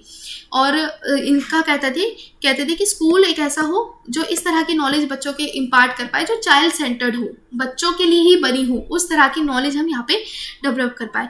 असिस्टेंशलिस्ट यहाँ पे बिलीव करते थे कि टीचर को यहाँ पे ट्राई करना चाहिए उनके अंदर ट्रेडिशनल मोरल वैल्यूज़ को इम्बेड करने में। उनके अंदर ट्रेडिशनल मोरल वैल्यूज़ है, वर्चूज़ हैं, किस तरह से वो अथॉरिटी को रिस्पेक्ट करे, किस तरह से अपनी ड्यूटी निभाए, और किस तरह से बच्चे कंसिडर करे अपने बड़ों को, बुजुर्गों को आदर करे। तो ये सब कुछ ध्यान में रखा जाता है। तो इस तरीके से पढ़ाओ बच्चों को, ना सिर्फ ये नहीं कि बच्चा सिर्फ किताबी पढ़ाई पढ़ के भूल जाए, बच्चों को इस तरह से कॉम्पिटेंट बनाओ कि वो बड़ों का आदर करे, वर्चू करे, मोरल वैल्यूज़ यहाँ पे लेकर आए, एथिक्स बच्चे यहाँ पे जनरेट कर पाए, एक पर्सनैलिटी बच्चों के डेवलप कर पाए। तो ये असिस्टेंशलिस्ट यहाँ पे फोकस करते थे। समझ आया? और यहाँ पे सिर्फ ट्रेडिशनल प्रिंसिपल के साथ ये मत पढ़ाओ, इसके साथ साथ और नॉलेज भी दो, फॉरेन लैंग्वेज भी दो बच्चों को, यहाँ पे नेचुरल साइंस भी पढ़ाओ। तो ये सब कुछ बच्चे को आना चाहिए और बच्चे का एक अच्छा पर्सनैलिटी डेवलप करना आना चाहिए। तो ये असिस्टेंशलिस्ट थे जो कि करिकुलम के बारे में बताते थे, और इस तरह से वैल्यूज़ हमें बच्चों के अंदर डालनी है। समझ आया? नेक्स्ट देखो, फिर आता है कंस्ट्रक्टिविज्म। कंस्ट्रक्टिविज्म क्या है? कंस्ट्रक्टिविज्म एक इस तरह का अप्रोच है जो कहता है कि school should help to build conservative knowledge, कि बच्चों को स्कूल के अंदर क्या है, कंजर्वेटिव नहीं सॉरी कंस्ट्रक्टिव नॉलेज डेवलप करनी है। मतलब बच्चे के लिए जो नॉलेज, बच्चे के लिए और बच्चों से बच्चों के लिए बच्चों से। यहाँ पे इस तरह का कंस्ट्रक्टिव अप्रोच है कि बच्चा खुद अपनी नॉलेज जनरेट करे, खुद सीखे। जब तक हाथ पैर नहीं मारेगा 4 जगह तब तक वो नहीं सीख पाएगा। तभी जब एक छोटा बच्चा होता है, उसको जब वो चलना सीखता है तो उसके पेरेंट्स उसे फ्री छोड़ते हैं, धीरे धीरे करके उसे फ्री छोड़ते हैं ताकि बच्चा खुद अपने कदमों पे चले, भले ही गिरे पड़े कुछ भी करे लेकिन अपने पैरों पे सीखे, पैरों पे खड़ा होना सीखे। तो ये हम बच्चे को यहाँ पे बताते हैं। ठीक है, यहाँ पे जो स्कूल है इसको यहाँ पे कहते हैं कि इस तरह से बच्चों को बिल्डअप करे कि वो कंस्ट्रक्टिव नॉलेज डेवलप कर पाए। यहाँ पे लर्निंग एक तरह का सिंपली प्रोसेस होना चाहिए कि बच्चा अपने मेंटल मॉडल्स को अकोमोडेट कर पाए और कुछ न्यू सीख पाए। मतलब किताबी पढ़ाई मत कराओ बच्चे को ही खुली छूट दो कि वो न्यू कुछ इंकलकेट करे, न्यू इनोवेट करे, क्रिएटिव तरीके से कुछ लेकर आए। अब जैसे कि फ्रेंड्स यहाँ पे कई सारी ऐसी स्कीम्स होती है। आजकल आप देखोगे जो एनपी की पॉलिसी एकदम चेंज हो गई है, नेशनल एजुकेशन पॉलिसी चेंज हो गई है। उसमें क्या कर रहा है, उसमें भी यही चीज़ों को बढ़ावा दिया जा रहा है कि बच्चों के अंदर कंस्ट्रक्टिविज्म अप्रोच लेकर आए, करिकुलम ऐसा बनाए कि वो कंस्ट्रक्टिविस्ट हो, कि बच्चों के अंदर कई सारे मेंटल मॉडल्स को डेवलप कर पाए। इसके साथ साथ बच्चे को किस तरह से पढ़ाए कि बच्चा कुछ न्यू इनोवेट करे, क्रिएटिव करे। अब जैसे सैम पित्रोदा जी क्या बात करते थे, जो उन्होंने नेशनल नॉलेज कमीशन की बात की थी कि साइंटिफिकली तरीके से इनोवेशन लेके आए, क्रिएटिव तरीके से लेके। तो ये क्या है, कंस्ट्रक्टिव ही अप्रोच है, कंस्ट्रक्टिव ही अप्रोच है ये सारा। ठीक है, तो इसी तरह से बच्चों को करवाओ और बच्चों को रट्टा मत बनवाओ, रोड मेमोराइजेशन मत कराओ। बच्चे को इतना काबिल बनाओ कि बच्चा अपने एक्सपीरियंस से सीख पाए और कुछ नया डेवलप कर पाए, अपना नया मीनिंग यहाँ पे कंस्ट्रक्ट करे, किसी को फॉलो ना करे, अपना मीनिंग डेवलप करे। ठीक है, यहाँ पे नेक्स्ट है कि एक कंस्ट्रक्टिविस्ट क्लासरूम कैसा दिखता है ये भी देख लेते हैं। कंस्ट्रक्टिविस्ट क्लासरूम ऐसा दिखता है जिसके अंदर टीचर बच्चे का हाथ पकड़ के नहीं चलती, यहाँ पे बच्चे को छूट देती है कि जाओ बच्चों खुद कुछ करो। अब जैसे कि आपने कई सारे टीचर्स देखी होगी, कई लगी रहती है ब्लैक बोर्ड पे बेफालतू में पढ़ाने में पॉइंटर्स। अब जैसे कि अब कॉलेज में भी आप देख सकते हो कि मेरे कॉलेज में तो ऐसी बहुत सारी टीचर्स थी कि जो कि सिर्फ ब्लैक बोर्ड पे आती थी और पढ़ा के चली जाती थी, समझ नहीं आता था। लेकिन कुछ टीचर्स ऐसी थी जो कि ना ही कोई स्लाइड्स यहाँ पे बेफालतू की जो कहते हैं ना ब्लैक बोर्ड पे लिखना ये सब कुछ यहाँ पे यूज़ नहीं करती थी। वो क्या करती थी, वो आती थी, लेक्चर देती थी, बच्चों को इंटरेक्ट करती थी, एंगेज करने की कोशिश करती थी। चलो बताओ तुम्हारा पॉइंट ऑफ व्यू क्या है, चलो ये तुम्हारा ये क्या है। तो टीचर क्या करिए, टीचर यहाँ पे फैसिलिटेट करती है लर्निंग एनवायरनमेंट को, टीचर एक माहौल क्रिएट कर रही है। तो यहाँ पे जो कंस्ट्रक्टिविस्ट क्लासरूम है, एक ऐसा क्लासरूम होना चाहिए जहाँ पे टीचर एक माहौल क्रिएट करे बच्चे का पढ़ने के लिए, इंजॉयबल बनाए टीचिंग लर्निंग प्रोसेस को। तो यही एक अच्छी टीचर की काबिलियत है, समझे। तो यही एक तरह का क्लासरूम होना चाहिए, बच्चा लर्निंग के अंदर एंगेज कर पाए, रट्टा मार के ना जाए पेपर में। रट्टा मार के पेपर में ज़्यादा मार्क्स ले आना, अब इतने 80% ले आना, 90% ले आना, तो ये कोई फायदेमंद नहीं होता। जब तक बच्चा खुद अपना दिमाग नहीं लगाए, उस प्रोसेस को इंजॉय करके ना सीखे, तब तक वो अच्छी लर्निंग नहीं होती। ठीक है, और वो कंस्ट्रक्टिव लर्निंग नहीं होती।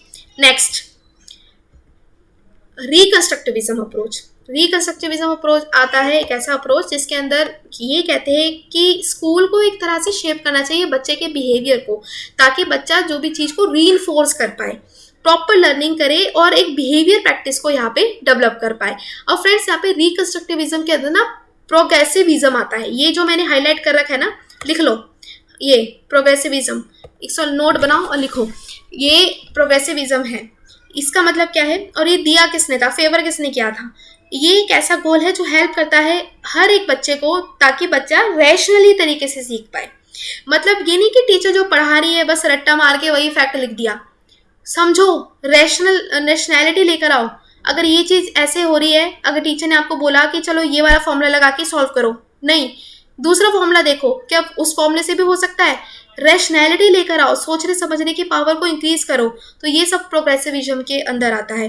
मतलब बच्चे के अंदर रैशनैलिटी डेवलप करना है, हर तरीके से सीखना है। एक से ज़्यादा तरीके भी होते हैं दुनिया में, सिर्फ एक रास्ते पे चलने से नहीं होता, इसके अलावा भी होते हैं। यहाँ पे फ्रेंड्स स्टूडेंट सेंटर अप्रोच होता है। ठीक है, स्टूडेंट्स को यहाँ पे देखा जाता है, बच्चे को यहाँ पे इंश्योर किया जाता है कि ज़्यादा से ज़्यादा प्रोजेक्ट और प्रॉब्लम सॉल्विंग मेथड से सीखे। जितना प्रोजेक्ट करेगा, इंडिविजुअल बेसिस पे प्रोजेक्ट करेगा, उतना ही ज़्यादा सीखेगा। अब जैसे कि बच्चा यहाँ पे असाइनमेंट दे दी, बच्चा हाथ पैर मारेगा, 4 जगह से देखेगा, लाइब्रेरी जाएगा, लाइब्रेरी जाके वहाँ पे कई सारे वहाँ पे बुक्स को छानेगा। तो ये क्या है, बच्चे का प्रोग्रेस ही तो हो रहा है, बच्चा अपनी रैशनैलिटी इंक्रीज कर रहा है। तो इस तरह से एक करिकुलम एक ऐसा हो जो बच्चे की रैशनैलिटी को यहाँ पे इम्प्रूव कर पाए, उसे रीइंफोर्स प्रॉपर लर्निंग डेवलप कर पाए, बच्चे के अंदर क्यूरियोसिटी जगा पाए, इंटरेस्टिंग बनाए टीचर। एक और एक प्रोग्रेसिव टीचर ऐसी हो जो कि एक लर्निंग को इंटरेस्टिंग बना सके। तो ये सब कुछ इसके अंदर आता है। ठीक है फ्रेंड्स, तो आई होप ये आपको समझ आओगा। ये सारी के सारी टर्म्स थी जो कि बहुत ही इंपॉर्टेंट थी। ठीक है, अब हम यहाँ पे देखते हैं स्ट्रेटेजीज क्या क्या है करिकुलम डेवलपमेंट की। फ्रेंड्स, यहाँ पे अब हमने तो सारे के सारे अप्रोचेस देख लिए कि किस तरह से फिलॉसफी के अप्रोचेस को अपना कर टीचर एक करिकुलम बनाती है, आइडियलिस्ट टीचर क्या सोचती है, वो क्या यहाँ पे किस तरह से करिकुलम डेवलप कर रही है, और कई सारे जैसे कि पेरलिज्म क्या है, ये सब कुछ हमने सीख लिया। अब हम फ्रेंड्स बारी आती है हमारी कि जब हम यहाँ पे ये सीखें कि स्टेजेस क्या होती है करिकुलम डेवलप करने की। हमने पता तो कर लिया कि करिकुलम इस तरह से बनाते हैं, लेकिन स्टेजेस क्या है, किन 4 बेसिक स्टेजेस के अंदर करिकुलम यहाँ पे चलता है। तो फ्रेंड्स यहाँ पे 4 तरीके की आपको ये पॉइंटर्स है, ये एक तरह के स्टेजेस हैं। इन्हीं स्टेजेस को अपनाकर ये टीचर करिकुलम बनाती है। अब फ्रेंड्स यहाँ पे करिकुलम कभी भी हम डेवलप कर रहे हैं ना, तो एक तरह के सिस्टमेटिकली ऑर्गेनाइज किया जाता है कि हमें सबसे पहले पढ़ाना क्या है। पहले ये सोचो, बच्चे को अगर इंग्लिश पढ़ानी है, अगर बच्चे को यहाँ पे टेंसेस सिखानी है, तो सिखाना क्या है, टीचर वो सोचे सबसे पहले व्हाट विल बी टॉट, कि आज क्लास में नया क्या पढ़ा है। फिर पढ़ाने के बाद यहाँ पे देखा हु विल बी टॉट, यहाँ पे कौन पढ़ाएगा, ठीक है, how it will be taught, कैसे यहाँ पे पढ़ाएगा। तो हर चीज़ क्वेश्चन को यहाँ पे सोच विचार करके ही करिकुलम बनाया जाता है, और ये स्ट्रेटेजीज होती है करिकुलम को डेवलप करने में। ईच कंपोनेंट जो भी होते हैं वो अफेक्ट करते हैं हर एक कंपोनेंट को, हर एक कंपोनेंट आपस में इंटरलिंक्ड होता है। फॉर एग्जाम्पल कि what will be the taught is affected by who is being taught. समझ आया? यहाँ पे एग्जाम्पल दिया हुआ है कि कौन कैसा पढ़ा रहा है वो भी इफेक्ट करता है, कि किस तरीके से पढ़ा रहा है वो भी इफेक्ट करता है। तो हर चीज़ को ध्यान में रख के यहाँ पे करिकुलम को बनाया जाता है। यहाँ पे फ्रेंड्स 4 तरीके से बनाया जाता है करिकुलम को, कि यहाँ पे एम क्या है। सबसे पहले एम डिसाइड किया जाता है कि भाई मुझे अब आगे जाके ये पढ़ाना है बच्चे को। मैं यहाँ पे एम बनाऊंगी कि my aim is to teach the children mathematics, और can say the teach the children geometry बना उन्हें पढ़ानी है, ज्योमेट्री पढ़ानी है, ये मैंने ऑब्जेक्टिव बना लिया। अब उस ज्योमेट्री को पढ़ाए कैसे, ज्योमेट्री सब्जेक्ट को पढ़ाए कैसे, उसके लिए स्ट्रेटेजीज लिखो, टेक्निक लिखो कि मैं क्या स्मार्ट बोर्ड्स का यूज़ करूँ ज्योमेट्री पढ़ाने के लिए, ताकि अच्छे से पिक्चराइजेशन हो, ऑडियो विजुअल तरीके से बच्चा सीख पाए, स्लाइड्स बनाऊँ इंटरेस्टिंग वे में, या फिर मैं सीधी किताब उठाऊँ और बच्चे को पढ़ा दूँ और ब्लैक बोर्ड पर लिखना स्टार्ट कर दूँ। ये भी स्ट्रैटेजी है। तो हर तरीके से यहाँ पे स्ट्रेटेजाइज करना पड़ता है अपने ऑब्जेक्टिव को। फिर कंटेंट की स्ट्रेटेजी देखी जाती है, टेक्निक्स क्या यूज़ करनी है, किस तरह से पढ़ाएं, कि पहले ही इंट्रोडक्शन दे दूँ या फिर पहले ब्रेनस्टॉर्मिंग कराऊँ क्लास में, कि सबसे पहले ये ब्रेनस्टॉर्मिंग करते हैं फिर जाके ऐसे पढ़ाते हैं। तो हर चीज़ एक तरीके से यहाँ पे हर स्टेजेस यहाँ पे आती है करिकुलम को डेवलप करने की। लर्निंग एक्सपीरियंस इधर होते हैं, रिलेटेड स्ट्रेटेजीज इसके अंदर होती है, फिर बाद में जाके इवेलुएट करते हैं करिकुलम को। सबसे पहले ऑब्जेक्टिव बनाते हैं, कंटेंट डिसाइड करते हैं कि क्या बनाना है, कंटेंट डेवलप हो जाता है पूरी तरह से, फिर बाद में जाके टीचिंग स्ट्रेटेजीज देखते हैं कि किस तरीके से हमें बच्चों को पढ़ाना है, फिर लास्ट में जाके इवेलुएट कर देते हैं। ठीक है, इस तरीके से हम यहाँ पे बनाते हैं अपने करिकुलम को। 4 स्टेजेस में चलता है, वो मेनली ये हमारे चलता आ रहा है, इस तरीके से करिकुलम जो बनता है। अब फ्रेंड्स यहाँ पे विस्तार से देख लेते हैं कई सारे स्टेप्स। सबसे पहले क्या करते हो, सबसे पहले आप डायग्नोस करते हो कोई भी नीड को, कि what needs to be taught, कि हमें पढ़ाना क्या है। सबसे पहले नीड देखते हो, नीड क्या है बच्चों की, पढ़ाना क्या है। फिर आप फॉर्मुलेट करते हो ऑब्जेक्टिव्स को, कि ऑब्जेक्टिव्स बनाओगे कि मुझे क्या पढ़ाना है, किस तरह से पढ़ाऊँ मैं, कि अंत में जाके बच्चा ये सीख पाए। ठीक है, अब जो भी करिकुलम उठा लो, अपना ही उठा लो, यहाँ पे क्या NT UGC नेट का ही उठा लो, वहाँ पे भी यही सब चीज़ें होती है। ऑब्जेक्टिव्स लिखे होते हैं कि आगे जाके बच्चा क्या करेगा, नेट क्लियर करेगा, JRF क्लियर करेगा, आगे जाके खुद अपना प्रोफेसर बनेगा, खुद का वो यूट्यूब चैनल खोल के पढ़ाएगा, बच्चों के लिए फ्री में यहाँ पे नोट्स वगैरह प्रोवाइड करेगा, ताकि बच्चे आगे जाके कॉम्पिटेंट बन पाए, सीख पाए। तो इस तरीके से ऑब्जेक्टिव्स यहाँ पे इंटेंट करने पड़ते हैं स्टार्टिंग में, कि किस तरह से पढ़ाना है, कैसे पढ़ाना है। फिर आता है सिलेक्शन ऑफ द कंटेंट, की सिलेक्शन को यहाँ पे कंटेंट को सिलेक्ट करना, कि व्हाट इन्फॉर्मेशन और data will be taught and where it will come from. अब आपने पढ़ा लिया कि चलो मुझे ज्योमेट्री पढ़ानी है, बच्चों को ज्योमेट्री का टॉपिक पढ़ाना है। अब ज्योमेट्री के टॉपिक को बढ़ाने से भी पहले टीचर कंटेंट तो बनाएगी, तो टीचर क्या करेगी, डिफरेंट रिसर्च स्कॉलर्स के रिसर्च पेपर उठाएगी, पढ़ेगी, हाईलाइट करेगी, फिर जाके कंटेंट्स यहाँ पे डेवलप करेगी। ठीक है, फिर आता है स्टेप 4। स्टेप 4 यहाँ पे आता है कि आप ऑर्गेनाइज करो। अब टीचर ने कंटेंट बना लिया, लेकिन अब टीचर ऑर्गेनाइज करेगी कि पहले कौन सा पढ़ाऊँ, दूसरा कौन सा पढ़ाऊँ, तीसरा कौन सा पढ़ाऊँ यहाँ पे, और इन्फॉर्मेशन को किस तरह से ऑर्गेनाइज करूँ। और यहाँ पे अगर मैं यहाँ पे कंटेंट बना रही हूँ तो किस तरह से अपने डिफरेंट रिसोर्सेज का यूज़ करते हुए कंटेंट को बनाऊँ, इंटरनेट का यूज़ करूँ, टेक्स्ट बुक का यूज़ करूँ, तो ये सब कुछ इसके अंदर आता है। फिर हमारा 5th स्टेप पे आता है कि सिलेक्शन ऑफ लर्निंग एक्सपीरियंसेस, कि यहाँ पे हम क्या करें, जब हम अपनी लर्निंग एक्सपीरियंसेस को यहाँ पे सिलेक्ट करेंगे, रोल प्ले करेंगे, कोऑपरेटिव और टीम लर्निंग इसके अंदर आती है। लेक्चर हम देते हैं कि सिलेक्शन करना अपने लर्निंग के एक्सपीरियंसेस को, ठीक है, कि यहाँ पे इंस्ट्रक्टर किस तरह से इनकॉर्पोरेट करेगा अपने सब्जेक्ट्स को जो वो पढ़ा रहा है। फिर बाद में जाके जब सिलेक्शन करना अपनी लर्निंग एक्सपीरियंसेस को, जैसे कि रोल प्ले करवा दिया, कोऑपरेटिव टीचिंग करवा दी यहाँ पे बच्चों के लिए। फिर बाद में ऑर्गेनाइज करना, अब ऑर्गेनाइजेशन आता है इसके अंदर, ऑर्गेनाइजेशन ऑफ लर्निंग एक्सपीरियंसेस, यानी कि how will this learning experiences to be organise. अब इस लर्निंग एक्सपीरियंसेस को किस तरह से ऑर्गेनाइज किया जाए। फिर लास्ट स्टेप में आता है आपका कि किस तरह से एक्सेस किया जाए। लास्ट में आता है इवेलुएट करना, कि जो आपने किस पर्पस से करिकुलम बनाया था वो ऑब्जेक्टिव आपको पूरे हुए कि नहीं हुए, तो इस तरीके से आप उसको डिटरमाइन करते हो, इवेलुएट करते हो। तो ये सारे के सारे स्टेजेस इसके अंदर आते हैं। तो आई होप ये आपको बेसिक सारा समझ आ गया होगा। अभी तक हमने क्या क्या पढ़ा है, अभी तक हमने सबसे पहले करिकुलम की डेफिनेशन पढ़ी, किसने दी थी, उसके क्या प्रिंसिपल्स है, क्या नेचर्स है, करिकुलम को किस तरीके से हम यहाँ पे स्ट्रैटेजीज होती है, क्या क्या स्टेप्स होते हैं जो हम करिकुलम को बनाने में मदद करते हैं। और हमने इसके साथ साथ बहुत ही इंपॉर्टेंट टर्म्स पढ़ी कि डिफरेंट फिलॉसफी के अकॉर्डिंग देखा जाए तो करिकुलम किस तरह से डेवलप होता है और क्या क्या बातों को ध्यान में रखते हुए करिकुलम बनाते हैं। आइडियलिस्ट टीचर, यहाँ पे रियलिस्ट टीचर, एग्जिस्टेंशलिस्ट होते हैं, पेरलिज्म होते हैं, प्रोग्रेसिविज्म होता है इसके अंदर, रिकंस्ट्रक्टिविज्म होता है। तो ये सारे के सारे फिलॉसफी के एक्सपेक्ट को ध्यान में रखते हुए भी करिकुलम को डेवलप किया जाता है, और हमने ये सब कुछ सीखा। ठीक है, अब यहाँ पे ये पूरा प्रोसेस है, देख लिया कि सबसे पहले क्या है कि यहाँ पे डिज़ाइन आता है, फिर हम डेवलप करते हैं यहाँ पे, फिर इम्प्लीमेंट करते हैं, मॉनिटर करते हैं, वैल्यूएट करते हैं, फिर लास्ट में जाके उसको रिव्यू करते हैं। अगर कोई गलती आती है तो फिर से सब्सिक्वेंट साइकिल ये चलती रहती है। ठीक है, अब फ्रेंड्स अप्रोचेस जानते हैं, ये सबसे इंपॉर्टेंट है। आगे जाने वाले हम सारे के सारे मॉडल्स पढ़ेंगे। ब्रेक चाहिए 1 मिनट का तो ब्रेक ले सकते हो, पानी पी सकते हो अगर कोई यहाँ पे आपको लग रहा होगा, नहीं तो फिर हम कंटिन्यू करते हैं। ठीक है, थोड़ा सा ब्रीथ लो और फिर स्टार्ट हो जाओ, नए से चल लेते हैं। अब देखो, अब यहाँ पे देखते हैं अप्रोचेस टू करिकुलम डेवलपमेंट। यहाँ पे फ्रेंड्स कई सारे अब अप्रोचेस हैं कि यहाँ पे कौन कौन से अप्रोच को ध्यान में रखते हुए यहाँ पे एक मॉडल आया है। तो फ्रेंड्स यहाँ पे ना कई तरह के अप्रोचेस, जैसे कि सब्जेक्ट सेंटर, और यहाँ पे लर्नर सेंटर, सोशल रिकंस्ट्रक्शन, तो ये हमारे ना अप्रोचेस के अंदर ही कई सारे मॉडल्स आते हैं, तो कंफ्यूज मत होना। मैंने कई सारे टीचर्स को यहाँ पे ऑब्जर्व किया, वो क्या करती है, अंधाधुंध पढ़ाती रहती है कि ये मॉडल है, ये मॉडल है, लेकिन ये बताती नहीं है कि कौन सा मॉडल कौन से अप्रोच में आता है। आगे जाके फिर वो दिक्कत आती है।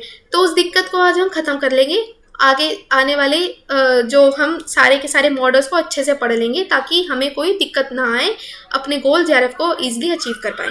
तो फ्रेंड्स सबसे इम्पॉर्टेंट है कि हम क्या करें, सबसे पहले ये सीखें कि कौन से अप्रोच में कौन सा मॉडल आ रहा है, ताकि हमें आसानी हो जाए।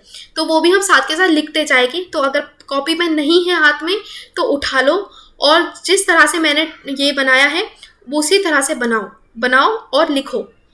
चलो सबसे पहले देखो, यहाँ पे देखते हैं अप्रोचेस। सब्जेक्ट सेंटर के अंदर 3 तरीके के अप्रोच होते हैं करिकुलम डेवलपमेंट के। एक होता है सब्जेक्ट सेंटर यानी कि जो कि आपके ट्रेडिशनल अप्रोच के ऊपर बेस्ड होता है, कि यानी कि सब्जेक्ट जो पढ़ाना है, सब्जेक्ट के ऊपर ही करिकुलम यहाँ पे बनता है। लेकिन दूसरी तरफ है लर्नर सेंटर अप्रोच एक ऐसा अप्रोच होता है जिसके अंदर हम यहाँ पे करिकुलम को डेवलप कर रहे हैं, बच्चों की नीड्स को रखते हुए, बच्चों की नीड्स को ध्यान में रखते हुए यहाँ पे लर्नर सेंटर अप्रोच यूज करते हैं। फिर आता है नेक्स्ट आपका सोशल रिकंस्ट्रक्शन एक ऐसा प्रोसेस, एक ऐसा अप्रोच ऑफ करिकुलम डेवलपमेंट जो कि सोसाइटी के गोल्स को ध्यान में रखते हुए बच्चे के लिए करिकुलम बना रहे हैं। ठीक है, अब देखो आगे फ्रेंड्स, यहाँ पे जो भी सब्जेक्ट सेंटर अप्रोच है ना, इसके नीचे लिखो, ये हमारा ट्रेडिशनल होता है। क्या होता है ये? ट्रेडिशनल होता है। लिखो उसके नीचे, मैं लिखती हूँ यहाँ पे, तुम भी लिखो। यहाँ पे होता है, इसको हम क्या कहते हैं? ट्रेडिशनल यहाँ पे है, यहाँ पे होता है। ठीक है, ट्रेडिशनल अप्रोच यहाँ पे आ रहा है। ट्रेडिशनल। फिर आता है यहाँ पे सब्जेक्ट सेंटर। सब्जेक्ट सेंटर यानी कि टीचर कोई पर्टिकुलर सब्जेक्ट बना रही है और पढ़ा रही है और ये ट्रेडिशनल अप्रोच के अंदर है। दूसरा है आपका यहाँ पे सब्जेक्ट ट्रेडिशनल मॉडल को ना हम यहाँ पे सब्जेक्ट सेंटर भी कहते हैं। ट्रेडिशनल मॉडल को हम यहाँ पे सब्जेक्ट सेंटर भी कह रहे हैं। यहाँ पे लिख लो, यहाँ पे सब्जेक्ट सेंटर क्या है? सब्जेक्ट सेंटर एक ऐसा ओरिएंटेशन जिसके अंदर हमारे सेट ऑफ एक्सपर्ट्स यहाँ पे प्री डिटरमाइन करते हैं अपने सब्जेक्ट्स मैटर को, that are mastered by the students. जैसे कि आपका सब्जेक्ट रिलेटेड करिकुलम यहाँ पे बनाते हैं। अगर मैथ्स की टीचिंग हो रही है तो मैथ्स से रिलेटेड ही करिकुलम यहाँ पे बनाया जा रहा है, सब्जेक्ट से रिलेटेड भी करिकुलम यहाँ पे प्रिपेयर किया जा रहा है। करिकुलम आपका एक ऐसा होता है जो कि स्ट्रक्चर्ड होता है, एकदम रिजिड फॉर्म में होता है, एकदम स्ट्रक्चर्ड फॉर्म में होता है, कोई फ्लेक्सिबिलिटी नहीं होती यहाँ पे। यहाँ पे क्या होता है, यहाँ के स्ट्रक्चर होता है करिकुलम और इसके अराउंड ही आपके यूनिट्स में डिवाइड होता है। सीक्वेंस के अकॉर्डिंग ही टीचर उसे पढ़ाती रहती है, फॉलो करती रहती है। यहाँ पे मेनली यहाँ पे कौन सा होता है, टीचर सेंटर कह सकते हैं इसको, ठीक है। ये जो सब्जेक्ट सेंटर है ना, इसको हम टीचर सेंटर कह सकते हैं क्योंकि टीचर ही उस फॉलो करी जा रही है उस करिकुलम को जो उसको दिया हुआ है, बस उसी तरीके से आपको पढ़ा रही है। इसके अंदर कोई फ्लेक्सिबिलिटी नहीं है, कोई चेंजेस नहीं है और ये सबसे पुराना अप्रोच होता है। समझ आया? नेक्स्ट देखो, ये प्रमोट करता है आपकी नॉलेज को और ये गेन होती है through a method that scholars use to study the specific content of the fields. अगर आप specific content of the field सीखना है, अब जैसे कि यहाँ पे एजुकेशन से रिलेटेड आपको सीखना है तो एजुकेशन से ही रिलेटेड ही आपको करिकुलम डेवलप होगा, उसी के ही जैसे कि सब्जेक्ट्स इसके अंदर होंगे, उसी से रिलेटेड आपको पढ़ाया जाएगा। तो ये क्या है, सब्जेक्ट सेंटर है जो कि काफ़ी ट्रेडिशनल है, बहुत पुराने तरीके से मॉडल चलता आ रहा है। दूसरी तरफ फ्रेंड्स आता है हमारा कंटेम्प्रेरी मॉडल्स। फ्रेंड्स ये जो कंटेम्प्रेरी मॉडल्स होता है ना, ये हमारा इसको लर्नर सेंटर भी कह सकते हैं। लिख लो, कंटेम्प्रेरी जो कह रहे हैं ना, लर्नर सेंटर भी इसको कह सकते हैं। कंटेम्प्रेरी यहाँ पे हो रहा है, ये मुझे थोड़ा सा माफ़ कीजिएगा क्योंकि मेरे पास वो नहीं है, पेन टैब नहीं है ना, तो इसलिए मैं ऐसे लिख रही हूँ, ठीक है, लेकिन समझ आ जाएगा। ये जो कंटेम्प्रेरी है, यहाँ पे कंटेम्प्रेरी कौन सा होता है? कंटेम्प्रेरी मॉडल्स एक ऐसा मॉडल होता है एक जो कि लर्नर सेंटर होता है, लर्नर्स की नीड्स को ध्यान में रखते हुए पढ़ाया जा रहा है। यहाँ पे क्या है जो कि प्लेस कर रहा है कि child at the centre of education. Child क्या है, चाइल्ड को सेंटर ऑफ एजुकेशन में रखा जाता है कि चाइल्ड एक सेंटर पोजीशन ऑक्यूपाई करता है, उसी की नीड्स के अकॉर्डिंग, उसी के इंटरेस्ट के अकॉर्डिंग, उसकी पर्पस, उसकी एबिलिटीज़ के अकॉर्डिंग ही करिकुलम बनाया जा रहा है और ये काफ़ी फ्लेक्सिबल होता है अपने नेचर में। टीचर क्या करती है, इस करिकुलम का यूज़ करती है, इस अप्रोच को यूज़ करती है ताकि बच्चों के अंदर प्रोडक्टिविटी को एनहांस कर पाए, उसके अंदर स्किल्स, उसके अंदर कॉम्पिटेंसीज, उसके अंदर नॉलेज को यहाँ पे डेवलप कर पाए। तो ये कंटेम्प्रेरी मॉडल के अंदर आता है which is purely based on the needs of students, on the needs of learners. ठीक है, टीचर क्या करती है यहाँ पे, variety of instruction tools use करती है, कई सारे मेथड्स यहाँ पे यूज करती है। जितना ज़्यादा फ्लेक्सिबल बनाए अपने करिकुलम को उतना ही उनके लिए अच्छा होता है बच्चों के लिए।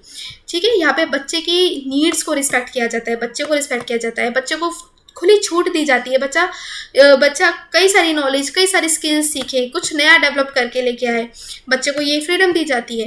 एक्टिविटीज़ यहाँ पे कई सारी यूनिट्स में डिवाइड की जाती है, यूनिट डिवाइड की जाती है ताकि हर स्टेप बाय स्टेप बच्चा कुछ नया सीखे, ऑटोनॉमी हो बच्चे को सीखने की। इसके साथ साथ the recognition of the needs for using exploring the many media for a self discovery.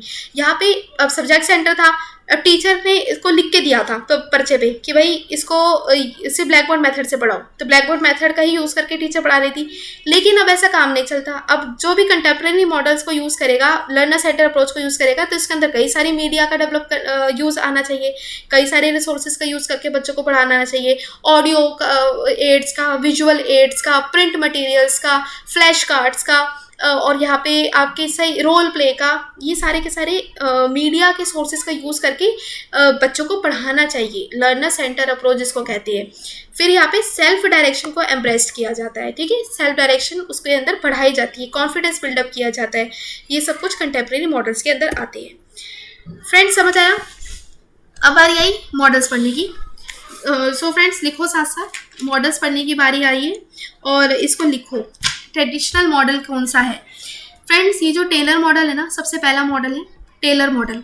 ठीक है, टेलर ने दिया था इसलिए टेलर मॉडल कह रही है इसको। और फ्रेंड्स ये टेलर मॉडल हमारा सबसे पुराना ट्रेडिशनल मॉडल है। ठीक है, लिख लो, टेलर मॉडल हमारा क्या है, ट्रेडिशनल मॉडल है। दूसरी तरफ है यहाँ पे टेलर क्या है, टेलर ने ना ये अपना मॉडल दिया था जो कि काफ़ी समय से चलता आ रहा है और अभी भी कई सारे टीचर्स को फॉलो करते हैं। ये मॉडल जब आया था ना, इन्होंने एक तरह का बेंचमार्क सेट कर दिया था अब फील्ड ऑफ एजुकेशन में। जब से इनकी बुक आई थी, ये जो पब्लिश हुआ था, बेसिक प्रिंसिपल ऑफ करिकुलम और इंस्ट्रक्शंस इन 1949 में, ये जो अपने करिकुलम था ना मॉडल, ये हमारा क्या था, ये आपको बताता था, टीचर्स की एक तरह से हेल्प करता था कि किस किस तरीके से टीचर को यहाँ पे अपना करिकुलम को डेवलप करना है, और एक तरह के डेवलपमेंटल प्रोसेस की तरह ये काम करता था। ठीक है, अब यहाँ पे जनरली इस मॉडल का यूज़ कब होता था, जब ये पब्लिश हुआ था 1949 के दौरान, और ये काफ़ी पुराना मॉडल था टेलर, और ये अभी भी जैसे कभी भी यूज़ हो सकता है, टीचर यूज़ करती है। और ये इसे यूज़ किस तरीके से करती है, टीचर यहाँ पे इसको यूज़ कर रही है किस तरह से, यहाँ पे ये एक मॉडल इस तरह से कन्वीनियंट था कि टीचर को डायरेक्शंस देता था। मॉडल ये प्रोवाइड करता था clear direction of the entire curriculum को, और एक तरह के डेवलपमेंटल प्रोसेस को यहाँ पे टीचर को स्टेप बाय स्टेप बताता था, जिसकी वजह से ये काफ़ी इसको प्रेज किया गया जब ये आया था, काफ़ी इसको प्रोत्साहन मिला इस मॉडल को, टेलर को काफ़ी यहाँ पे प्रोत्साहित किया इस मॉडल को देने में। तो फ्रेंड्स यहाँ पे ना कुछ स्टेप्स आते हैं, कुछ सीक्वेंस थे यहाँ पे कि किस तरीके से यहाँ पे टीचर अपने करिकुलम को डेवलप कर पाए।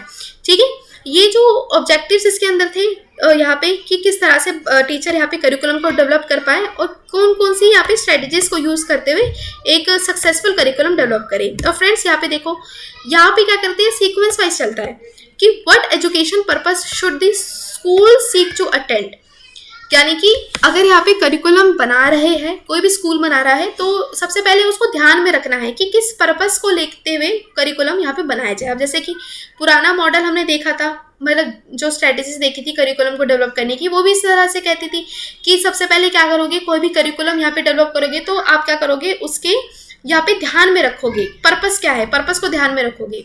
ठीक है, जब आप पर्पस को ध्यान में रखोगे, फिर आप देखोगे कि कौन कौन से एजुकेशनल एक्सपीरियंस है जो कि हम प्रोवाइड कर सकते हैं, और यहाँ पे इन पर्पसेस को अटेन करने में एजुकेशनल एक्सपीरियंसेस कौन कौन से यहाँ पे ले, ताकि ये पर्पस हमारा फुलफिल हो जाए। तो ये हमारा सेकंड स्टेप है, सेकंड सीक्वेंस आता है।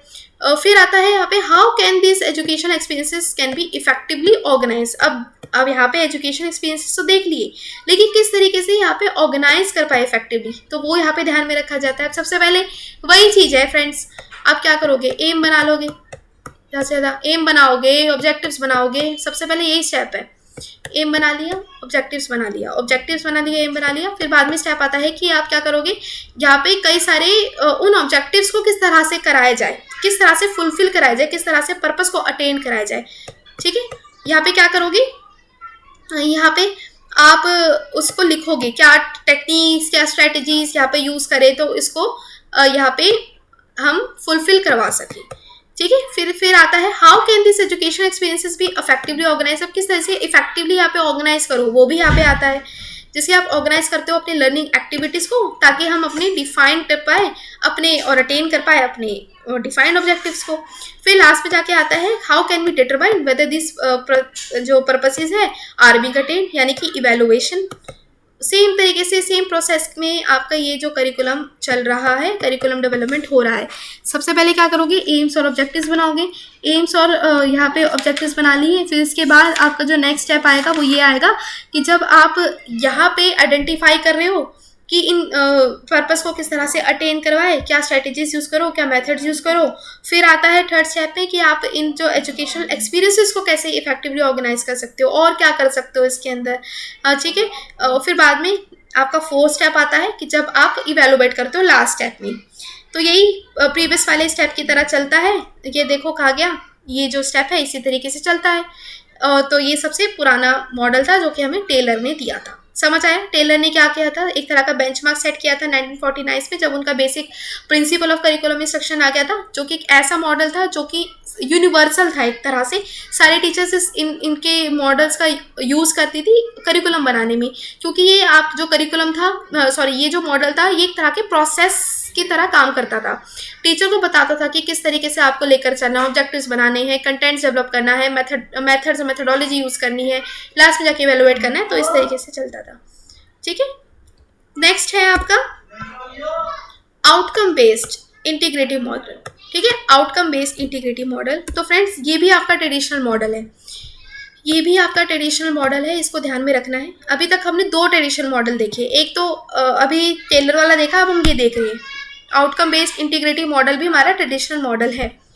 ठीक है, तो ये मॉडल क्या है, ये हमारा यहाँ पे ये हमारा मॉडल है जिसके अंदर हम लर्निंग आउटकम्स को देखते हैं। ठीक है, लर्निंग आउटकम्स को यहाँ पे देख रहे हैं, आउटकम्स यहाँ पे देखते हैं किस तरीके से हम यहाँ पे बच्चों के लिए जो चाहते हैं वो डेवलप कर पाए, वो जो वैल्यूज हम चाहते हैं बच्चों के अंदर इंकलकेट करना, तो उस आउटकम्स को यहाँ पे देखा जाता है। ये मॉडल क्लियरली स्पेसिफाई करता है कि what students are expected to learn and arranges the curriculum. ठीक है, यहाँ पे बच्चों को देखते हुए कि बच्चे किस तरह से नॉलेज को इंकलकेट कर पाए लास्ट में, तो इस तरीके से यहाँ पे आउटकम्स को पहले ही निर्धारित कर दिया जाता है। ठीक है, ये आपके कुछ क्वेश्चंस के ऊपर फोकस करता है कि जैसे कि आप क्या करो कि व्हाट विल स्टूडेंट्स और लर्नर नो, कि ये जो करिकुलम के थ्रू हम बना रहे हैं, तो जिस तरीके से हम बच्चों को टीच करेंगे तो वो अंत में जाके क्या यहाँ पे इंटेंड करेगा, क्या हमें यहाँ पे आउटकम देगा। तो यहाँ पे इसको ध्यान में रखा जाता है कि किस तरह से बच्चा यहाँ पे इस चीज़ को कर पाएगा, और क्या यहाँ पे जो हम जिस पर्पज से अपना करिकुलम बना रहे हैं ये फुलफिल होगा कि नहीं होगा। तो इन तरीके के क्वेश्चंस को ध्यान में रखते हुए हम यहाँ पे करिकुलम यहाँ पे जनरेट करते हैं, जो कि आपका लर्निंग आउटकम्स यहाँ पे पहले से ही यहाँ पे निर्धारित कर लेते हैं, पहले से बना लेते हैं। कुछ क्वेश्चंस यहाँ पे हम देखते हैं, कैसे कि how assessment, what and why, की असेसमेंट तो बाद में आएगा ना, रुको, सबसे पहले आएगा how learning what and why, कि यहाँ पे किस तरह से लर्न करना है, कैसे लर्न करना है, तो पहले हम ये देखते हैं। फिर आता है कि किस तरह से टीचर टीच करें। ठीक है, अब यहाँ पे पता तो चल गया कि ये हमारी नीड है, ये लर्नर की नीड है, इसको यहाँ पे पढ़ाना है, लेकिन यहाँ पे टीचर किस तरह से पढ़ाए उसको, तो ये भी निर्धारित किया जाता है कि हाउ टीचिंग व्हाट, कि टीचिंग किस तरह से कराया जाए और कैसे कराया जाए। फिर यहाँ पे एनालाइज करा जाता है, इवेलुएशन किया जाता है, और यहाँ पे देखा जाता है, और ये हमारा लास्ट का प्रोसेस होता है। फर्स्ट सेकंड असेसमेंट कराई जाती है और फिर बाद में जाके इवेलुएट किया जाता है। ठीक है, तो ये इस तरीके से पूरा का पूरा प्रोसेस हमारा चलता है। और ये कौन करता है, सारे के सारे डिसीजंस कौन लेता है, ये टीचर ही डिसीजंस लेती है, बच्चों का डिसीजन यहाँ पे मायने नहीं रखता, इसलिए इसको ट्रेडिशनल मॉडल कह रही है, कि जिसमें टीचर ही सब देख रही है कि किस तरह से पढ़ाया जाए, कैसे पढ़ाया जाए, बच्चे क्या सीखेंगे, क्या लर्निंग आउटकम यहाँ पे लेकर आएंगे, क्या रिजल्ट लेकर आएंगे, तो ये पहले से ही निर्धारित कर लिया जाता है, इसलिए इसको आउटकम बेस्ड इंटीग्रेटिव मॉडल हम कह रहे हैं। नेक्स्ट फ्रेंड्स आता है कॉम्पिटेंसी बेस्ड मॉडल। ये हमारा लर्नर सेंटर होता है। अब जैसे कि साउंड कर रहा है कॉम्पिटेंसी यानी कि बच्चों की स्किल्स को जनरेट करना, बच्चे के अंदर मास्टरी लेकर आना, किसी पर्टिकुलर फील्ड की मास्टरी हम लेकर आ रहे हैं बच्चों के अंदर, कॉन्सेप्ट डेवलपमेंट कर रहे हैं, तो ये कॉम्पिटेंसी बेस्ड मॉडल के अंदर आता है, जो कि प्योरली बेस्ड होता है हमारे लर्नर सेंटर के ऊपर। लर्नर सेंटर होता है, चाइल्ड यहाँ पे सेंटर पोजीशन ऑक्यूपाई करता है। कॉम्पिटेंसी बेस्ड मॉडल एक ऐसा अप्रोच है करिकुलर डिज़ाइन का, जो कि एकेडमिक मॉडल है, जो डेमोन्स्ट्रेट करता है बच्चों की कॉम्पिटेंसीज को। ये कंसर्न करता है कि स्टूडेंट किस तरह से प्रोग्रेस कर पाए, बच्चा किस तरह से यहाँ पे प्रोग्रेस कर पाए, इसके ऊपर ध्यान दिया जाता है। बच्चे का स्किल्स कैसे डेवलप करवाए ताकि आगे जाके यहाँ पे बच्चा कुछ नया सीखे। जैसे कि फ्रेंड्स यहाँ पे आपको एक छोटा सा एग्जांपल देती हूँ, जो हमारा जो NIIT वाले होते हैं, NIIT वाले जो सरकारी संस्थान होते हैं, नीट जो NIIT कहते हैं जिसको, नीट वाले, तो ये क्या करते हैं, ये जो भी बच्चों के लिए कोर्स बना रहे होते हैं ना, तो वो कॉम्पिटेंसी बेस्ड उनका होता है कि मतलब कॉम्पिटेंसी को ध्यान में रखते हुए बच्चों के लिए वो करिकुलम बनाते हैं। इसी मॉडल को वो ध्यान में रखते हुए करते हैं, क्योंकि बच्चे को स्किल्स किस तरह से जनरेट कर, अब मान लो यहाँ पे बच्चे को टेक्निकल स्किल सिखा रहे हैं, यहाँ पे बच्चे को कारपेंटरी सिखा रहे हैं, या फिर बच्चे को यहाँ पे हैकिंग का कोर्स करा रहे हैं, तो ये कॉम्पिटेंसी बेस्ड चीज उनको ध्यान में रखा जाता है। कॉम्पिटेंसीज को ध्यान में रखते हुए मॉडल बनाया जाता है, उनकी स्किल्स कैसे जनरेट करनी है, तो उस तरह से इनको देखा जाता है कि इफेक्टिवनेस कितनी है कोर्स के अंदर। ये आपकी किसके ऊपर डिपेंड होती है, ये आपकी डिपेंड होती है कि ज़्यादा से ज़्यादा बच्चे को एक अच्छा एक्सपीरियंस दिया जाए ताकि बच्चा को सीखे, तो उसके ऊपर कॉम्पिटेंसी यहाँ पे और इफेक्टिवनेस यहाँ पे पूरी की पूरी प्योरली बेस्ड होती है। और फ्रेंड्स, ये एक ऐसा सिस्टम है जिसके अंदर हमारा डीप और डाइवर्स सपोर्ट सिस्टम होता है और रोबस्ट असेसमेंट फॉर्म्स होती है। क्लियर और मैनेजेबल लर्निंग आउटकम्स इसके अंदर आते हैं जो कि एक्सेसिबल करते हैं लर्नर्स। मतलब यहाँ पे प्योरली बच्चे के स्किल्स पर ध्यान दिया जाता है, इतना समझ लो। प्योरली बच्चों की स्किल्स के ऊपर ध्यान दिया जाता है। बच्चा किस तरह से प्रोग्रेस करे, स्किल्स सीखे, कुछ आगे जाके अर्न कर पाए, बच्चा अपनी कॉम्पिटेंसीज को डेवलप करे, ऑब्जर्व कर करके, टेक्निकल चीज़ों का यूज़ करके। यहाँ पे कई सारे वास्ट एक्सपीरियंसेस बच्चों को दिए जाते हैं नेचुरल एनवायरनमेंट में, मतलब natural environment in the sense कि जो प्रैक्टिकलिटी के थ्रू उन्हें पढ़ाया जा रहा है। तो ये सब कुछ यहाँ पे ध्यान में रखा जाता है इन कॉम्पिटेंसी बेस्ड मॉडल, जो कि प्योरली बेस्ड होता है on the needs of learner. ठीक है, ये देखो फ्रेंड्स, यहाँ पे बच्चों के एक इस स्टेप्स के अंदर चलता है। सबसे पहले क्या करते हो, बेस बनाते हो बच्चों का। बेस बनाते हो यानी कि ट्रेड्स और कैरेक्टरिस्टिक्स क्या है, बच्चों की नीड्स क्या है, उनकी क्या यहाँ पे नीड्स है, उनको ध्यान में रखते हुए आप बनाते हो। सबसे पहले बच्चों की नीड्स को चेक करते हो, फिर बाद में जाके डेवलप करते हो लर्निंग प्रोसेस को। लर्निंग प्रोसेस कैसे डेवलप करोगे, लर्निंग एक्सपीरियंसेस डेवलप करके, लर्निंग एक्सपीरियंसेस डेवलप करोगे, है ना। मतलब उनको वो माहौल क्रिएट करोगे आप। अगर मान लो आप टेक्निकल चीज़ें वहाँ पे करा रहे हो, तो टेक्निकल चीज़ों को आप घर पे बैठे बैठे तो नहीं कराओगे, वहाँ पे लेबोरेटरीज में उनको एक्सपीरियंस दोगे। जब तक मशीन्स हाथ में नहीं दोगे बच्चा नहीं सीख पाएगा। तो ये लर्निंग एक्सपीरियंस उसको आप दे रहे हो। ठीक है, आप डेवलप कर रहे हो उसके लर्निंग प्रोसेस को। अब यहाँ पे मान लो कारपेंट्री बच्चों को अगर सिखानी है, तो कारपेंट्री में वही इक्विपमेंट तो दोगे ना, वही लकड़ी दोगे, औजार दोगे, तभी तो बच्चा सीख पाएगा। अगर घर पे बैठ के किताबी पढ़ाई में देख रहे लकड़ी को इस तरह से काटो, सीध में काटो, आध में काटो, तो बच्चा तो कभी सीख ही नहीं पाएगा। तो ये क्या है, लर्निंग एक्सपीरियंसेस बच्चे को आप दे रहे हो। ठीक है, यहाँ पे फ्रेंड्स क्या होता है, यहाँ पे आपकी स्किल्स आती है। अगर बच्चा लर्निंग एक्सपीरियंसेस को ले लेता है, फिर स्किल्स आती है उसके अंदर, मतलब उसके अंदर एक स्किल जनरेट होने लग जाती है धीरे धीरे करके। अगर लर्निंग प्रोसेस यहाँ पे डेवलप हो रहा है, एबिलिटी बढ़ती है, नॉलेज उसकी बढ़ रही है। ठीक है, फिर बाद में फ्रेंड्स यहाँ पे आता है आपका कि जब बच्चा स्किल्स को एक्वायर कर लेता है, नॉलेज को एक्वायर कर लेता है, फिर आगे जाके वो क्या करता है, यहाँ पे कॉम्पिटेंसीज को डेवलप कर लेता है। मतलब उसके अंदर कॉन्फिडेंस आ गया, इंटीग्रेट होगी लर्निंग एक्सपीरियंस, कॉम्पिटेंसीज में बदल गया। फिर बाद में जाके जब हो गया, फिर लास्ट में जाके असेसमेंट होती है उसकी परफॉर्मेंस की। मान लो टेस्ट लिया जाता है, डेमोन्स्ट्रेशन के थ्रू देखा जाता है कि बच्चे को कितना आया। अगर बच्चे को आ जाता है तो उसको यहाँ पे सर्टिफिकेट दिया जाता है कि वो एलिजिबल है, आगे फर्दर काम कर सकता है, अपना काम खोल सकता है, किसी के अंडर काम कर सकता है। तो इस तरीके से ये मॉडल होता है जो कि केयरली डिपेंड होता है कॉम्पिटेंसी के ऊपर बच्चों की। फिर फ्रेंड्स आता है हमारा individual needs and interest model. Individual needs और इंटरेस्ट मॉडल भी वैसे ही है। इसमें क्या होता है, बच्चों की ही नीड्स पे ध्यान रखा जाता है। बच्चों की नीड्स के देखा जाता है कि इंडिविजुअल इंटरेस्ट क्या है बच्चों का, बच्चे सीखना क्या चाहते हैं, उसको उनके स्ट्रेंथ को, उनके जो नॉलेज को किस तरह से हम डेवलप करें कि बच्चा यहाँ पे इंटरेस्ट लेके सीखे, इंटरेस्ट को कैसे डेवलप करे यहाँ पे। तो इन सबको ध्यान में रखा जाता है। हर एक बच्चे की नीड्स को ध्यान में रखते हैं इंडिविजुअल नीड्स, तभी इसका नाम है। ये जो आपका जो अप्रोच होता है ना, एक तरह के प्रोसेस की तरह काम करता है, जिसके अंदर प्लानिंग होती है, आप इम्प्लीमेंट करते हो लर्निंग एक्सपीरियंसेस को, फिर आप उसको इम्प्लीमेंट करने के बाद देखते हो कि बच्चों को कितना है, असेसमेंट भी यहाँ पे होती है। तो एक तरह के प्रोसेस के अंदर चलता है। टीचर क्या करता है, यहाँ पे रिफ्लेक्ट करता है on their observation of each child and then plan the most effective ways to support the child's each learning and development. यहाँ पे जो टीचर क्या करता है, टीचर जो होता है ना, यहाँ पे एज एन फैसिलिटेटर काम करता है। मतलब टीचर यहाँ पे क्या कर रहा है, एक तरह का लर्निंग एनवायरनमेंट बच्चों के लिए क्रिएट कर रहा है, ताकि बच्चा यहाँ पे कुछ सीख पाए, इफेक्टिव तरीके से सीख पाए। और हर एक बच्चे को बारीकी से ऑब्जर्व करता है कि उसकी क्या नीड है, उसको ध्यान में रखते हुए वो अपना ये बना रहा है, करिकुलम बनाता है और हर एक एलिमेंट को यूज़ करता है। यहाँ पे फ्रेंड्स, जहाँ पे रीज़न है इस इंडिविजुअल नीड्स का कि हम क्यों करते हैं, इंडिविजुअल नीड्स को क्यों केटर करें। अगर बच्चे की इंडिविजुअल नीड्स को केटर नहीं किया जाएगा तो बच्चा कहाँ जाएगा, है ना। बच्चे का मन नहीं है, अगर बच्चा नहीं चाहता कि वो किताबी पढ़ाई से सीखे, बच्चा चाहता है कि वो प्रैक्टिकल नॉलेज ले, तो वहाँ पे टीचर की ये रिस्पॉन्सिबिलिटी है कि वो प्रैक्टिकल नॉलेज उसको दे, वो बच्चे को एक्सपीरियंस करवाए, वर्ल्डली एक्सपीरियंस करवाए, उसको बाहर लेकर जाए, फील्ड विजिट्स करवाए। तो ये अगर बच्चा अपने इंटरेस्ट अगर डेवलप नहीं कर पा रहा ना, तब तक नहीं सीखेगा। इसलिए इंडिविजुअल नीड्स को कंसिडर करना इंपॉर्टेंट है।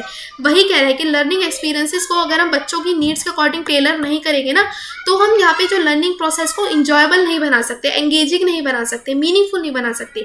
अगर आप चाहते हैं कि बच्चे का जो प्रोसेस है यहाँ पे एंगेजिंग बनाओ, मीनिंगफुल बनाओ ना, तो ये सब बच्चों की नीड्स को ध्यान में रखना बहुत ही इंपॉर्टेंट है। तो भविष्य में जो भी टीचर बनने वाला है, बीएड कर ली और आप चाहते हो कि आप सीटेट कर रहे हो, तो इन बातों को ध्यान में रखो। ठीक है, बच्चों के लिए एक ऐसा करिकुलम बनाओ ताकि बच्चों की नीड्स वो ध्यान में रखकर और टीचिंग लर्निंग प्रोसेस को इंजॉयबल बना सको, और वही एक अच्छा टीचर साबित होता है। ठीक है, आई होप ये आपको समझ आ गया होगा। ये यहाँ पे एग्जाम्पल लिखा है, वो आप फॉलो कर सकते हो, देख सकते हो। नेक्स्ट फ्रेंड्स, ये मैंने बताया था एक तरह की प्रोसेस की तरह चलता है। ये देखो बच्चा कितना खुश है ना। ये एक तरह की प्रोसेस की तरह चल रहा है। ये क्या कर रहा है, यहाँ पे एनालाइज कर रहा है इंटरेस्ट को और नीड्स को। यहाँ पे टीचर अगर बच्चे के लिए करिकुलम बना रही है तो बच्चे की नीड्स को पहले एक्सेस करे, एनालाइज करे कि बच्चे की नीड्स क्या है, उसकी कैपेबिलिटीज़ क्या है, ताकि हम उसकी कैपेबिलिटीज़ को और एनहांस कर पाए, स्किल्स उसके अंदर डेवलप कर पाए, है ना। फिर बाद में क्या करते हो, ट्रांसलेट करते हो नीड्स को कोर्स के अंदर, ठीक है, और टर्मिनल ऑब्जेक्टिव्स बनाते हो। आप क्या करा, पहले नीड्स देखिए, उसके अकॉर्डिंग आप ऑब्जेक्टिव बना रहे हो। जब ऑब्जेक्टिव बनाए, एक ब्रॉडर ऑब्जेक्टिव बनाए, फिर उसको फर्दर आगे स्प्लिट करते रहते हो, स्प्लिटिंग करते रहते हो उस ऑब्जेक्टिव की, और हर एक ऑब्जेक्टिव को स्प्लिटिंग करते हो। फिर जो ऑब्जेक्टिव सिमिलर होते हैं उनको आप ग्रुप करते हो। जो ऑब्जेक्टिव यहाँ पे सिमिलर है उसको आप ग्रुप करने के बाद जो आपने स्पेसिफाई करा हर एक ऑब्जेक्टिव को किस तरह से आप उसको अटेन कर पाओगे, तो वो स्ट्रेटेजीज लिखी कि इसको इस तरीके से अटेन करना है, इसको इस टेक्निक लगा के अटेन करना है, तो ये सब कुछ आपने लिखा। फिर आपने यूनिटाइज की ईच मैटर को, फिर आप स्पेसिफाई करोगे कि इस पर्टिकुलर आउटकम को, जो इंटेंडेड आउटकम है या इंटेंडेड ऑब्जेक्टिव है, उसको कितने समय में आप इसको फुलफिल कर पाओ, तो वो आप लिखोगे। फिर लास्ट में इम्प्लीमेंटेशन कराओगे ग्राउंड पे, यानी कि जब इम्प्लीमेंट करोगे फिर बाद में इवेलुएट करोगे कि जो आपने बच्चों के लिए बनाया था कि बच्चा उससे खुश हुआ कि नहीं हुआ, इंजॉय किया उसने प्रोसेस में, बच्चा को सीखा कि नहीं सीखा, तो ये सब कुछ आप देखती हो। तो ये किस तरह से चलता है, प्रोसेस की तरह चलता है, इंडिविजुअल नीड प्रोसेस, जिसके अंदर टीचर सबसे पहले क्या करती है, एनालाइज करती है बच्चे के इंटरेस्ट को, एनालाइज करने के बाद बच्चों के यहाँ पे ट्रांसलेट करती है और एक टर्मिनल ऑब्जेक्टिव बनाती है। टर्मिनल ऑब्जेक्टिव बना लिया, फिर बाद में उसको स्प्लिट कर रही है, छोटे छोटे और ऑब्जेक्टिव्स में बनाती है, सब ऑब्जेक्टिव बना रही है। सब ऑब्जेक्टिव बनाने के बाद फिर टीचर क्या कर रही है, ग्रुप कर रही है, मतलब जो ऑब्जेक्टिव एक साथ है उन्हें एक साथ रख रही है, जो ऑब्जेक्टिव अलग है दूसरे से तो उन्हें अलग रख रही है, उनको ग्रुपिंग कर रही है। ग्रुपिंग करने के बाद टीचर उनको ऑर्गेनाइज करती है सही फॉर्म में, ठीक है, ऑर्गेनाइज करती है, स्पेसिफाई करती है, और ईच एक स्टेप्स जो एक ऑब्जेक्टिव को किस तरह से अटेन किया जाए वो बगल में लिख रही है कि टेक्निक क्या यूज़ करेगी इसको बनाने के लिए, वो लिख लिया। फिर टीचर क्या करती है, यूनिटाइज करती है सब्जेक्ट मैटर को। फिर यहाँ पे टीचर स्पेसिफाई करती है कि इस आउटकम को, इस ऑब्जेक्टिव को मुझे कितने टाइम में यहाँ पे अचीव करना है, ठीक है, कितना टाइम लगेगा, तो वो सब कुछ लिखती है। फिर बाद में जाके वो इम्प्लीमेंट कर देती है, बच्चों को करवा देती है, उसी तरह से पढ़ा देती है। पढ़ाने के बाद फिर बाद में लास्ट पे जाके एवेलुएट करती है कि बच्चों को कितना समझ आया, बच्चा खुश हुआ कि नहीं। तो ये इस तरह से चलता है, ठीक है फ्रेंड्स। फिर आता है आपका यहाँ पे intervention model. Intervention model friends ये बहुत ही इंपॉर्टेंट है, इसको स्टार लगा लो। जो आपका ये जो प्रीवियस वाला है ना, ये इंडिविजुअल नीड्स वाला, ये भी इंपॉर्टेंट है, इसको भी स्टार लगाओ। अभी तक हमने कौन कौन से पढ़ लिए, अभी तक हमने यहाँ पे पहला टेलर मॉडल पढ़ा था जो कि ट्रेडिशनल के अंदर आता है, और दूसरा हमने कम्पिटेंसी बेस्ड मॉडल पढ़ा था जो कि इंडिविजुअल और लर्नर सेंटर है। आउटकम वाला हमने पढ़ा था, आउटकम यानी कि ट्रेडिशनल मॉडल यानी कि सब्जेक्ट सेंटर है। फिर हम चौथा भी कौन सा करा था, ये इंडिविजुअल नीड्स पढ़ा था, इंटरेस्ट की नीड्स पे ये पढ़ा था। फिर हमने यहाँ पे पूरा प्रोसेस देखा। अब हमारी बारी आती है intervention model. Intervention model friends ये भी हमारा एक तरह का लर्नर सेंटर मॉडल होता है, लर्नर के ऊपर डिपेंड करता है, लेकिन इसको मेनली ना हम प्रॉब्लम स्पेसिफिक कहते हैं। कोई प्रॉब्लम को सॉल्व करना होता है ना, तो इसलिए इसको स्पेसिफिक प्रॉब्लम सेंटर मॉडल भी के नाम से भी जाना जाता है। ये भी बड़ा इंपॉर्टेंट है, ठीक है, ये सारे मॉडल इंपॉर्टेंट है फ्रेंड्स, और बहुत इंपॉर्टेंट है, लिख लो इसको। अब बारी आती है यहाँ पे कि ये मॉडल एक ऐसा स्पेसिफिक प्रॉब्लम ओरिएंटेड मॉडल होता है जो कि स्पेसिफिकली डिज़ाइन करते हैं कि जब हमें अपने बच्चे के यहाँ पे इम्प्रूव करना होता है, उसकी नीड को यहाँ पे इम्प्रूव करना है, तो हम इसको डेवलप करते हैं। तो फ्रेंड्स किस तरह से हमें यहाँ पे एक इफेक्टिव करिकुलम बनाया जाए ताकि वो बच्चे की प्रोडक्टिविटी को इंक्रीज़ कर पाए, तो इसको यहाँ पे स्पेशली ध्यान में रखा जाता है। और फ्रेंड्स ये ना आपको दूसरा नाम RTI मॉडल के नाम से भी जाना जाता है, RTI मॉडल के नाम से भी जाना जाता है, यानी कि रिस्पॉन्स टू इंटरवेंशन मॉडल के नाम से भी जाना जाता है, ठीक है। और ये फ्रेंड्स हमारा टायर सिस्टम के अंदर चलता है। टायर सिस्टम के अंदर मतलब 3 तरह के लेवल के माफिक ये हमारा मॉडल चलता है, इंटरवेंशन मॉडल चलता है। अब देखते हैं 3 तरह के लेवल कैसे हैं। और फ्रेंड्स यहाँ पे ना मेनली इंटरवेंशन मॉडल है, यानी कि बच्चों की यहाँ पे प्रॉब्लम को ध्यान में रखा जाता है। तो ये लेवल के फॉर्म में चल रहा है और हर एक बच्चे की नीड्स को केटर किया जा रहा है, ठीक है। अब देखो, अब फ्रेंड्स यहाँ पे RTI है, यानी कि आपका रिस्पॉन्स टू इंटरवेंशन मॉडल है। ये हमारा इस तरीके से चलता है। ये पिक्चर देखो पहले, बाद में जाके थ्योरी समझना। ये पिक्चर देखो, सबसे पहले क्या है, यहाँ पे मान लो अगर टीचर है, टीचर यहाँ पे नॉर्मल क्लास में जो बच्चों को पढ़ा रही है, तो वो आपका टायर 1 के अंदर आता है, यानी कि फाउंडेशन बेसिक जो टीचिंग बच्चों को दे रही है। ये मेनली उस तरह की टीचर को यूज़ करती है इस इंटरवेंशन मॉडल को जिसकी क्लास में ज़्यादा डाइवर्सिटी होती है। ये ना लिख लो, मतलब इंटरवेंशन मॉडल एक ऐसा मॉडल है जिस और टीचर इसका क्यों यूज़ कर रही है, ये डाइवर्सिटी जिसके अंदर होती है जिनकी क्लास में, अगर मान लो ज़्यादा ही डाइवर्सिटी आ रही है तो टीचर इसका यूज़ करती है, क्योंकि हर एक बच्चे की नीड्स को कैटर करना पड़ता है और टीचर की रिस्पॉन्सिबिलिटी है। तो टीचर इसी तरह से ये मॉडल को चुनती है और मॉडल को के अकॉर्डिंग ही स्ट्रेटेजीज वगैरह चुनती है और बच्चे के क्लासरूम में उनकी नीड्स को केटर करते हुए नॉलेज इंकलकेट करती है।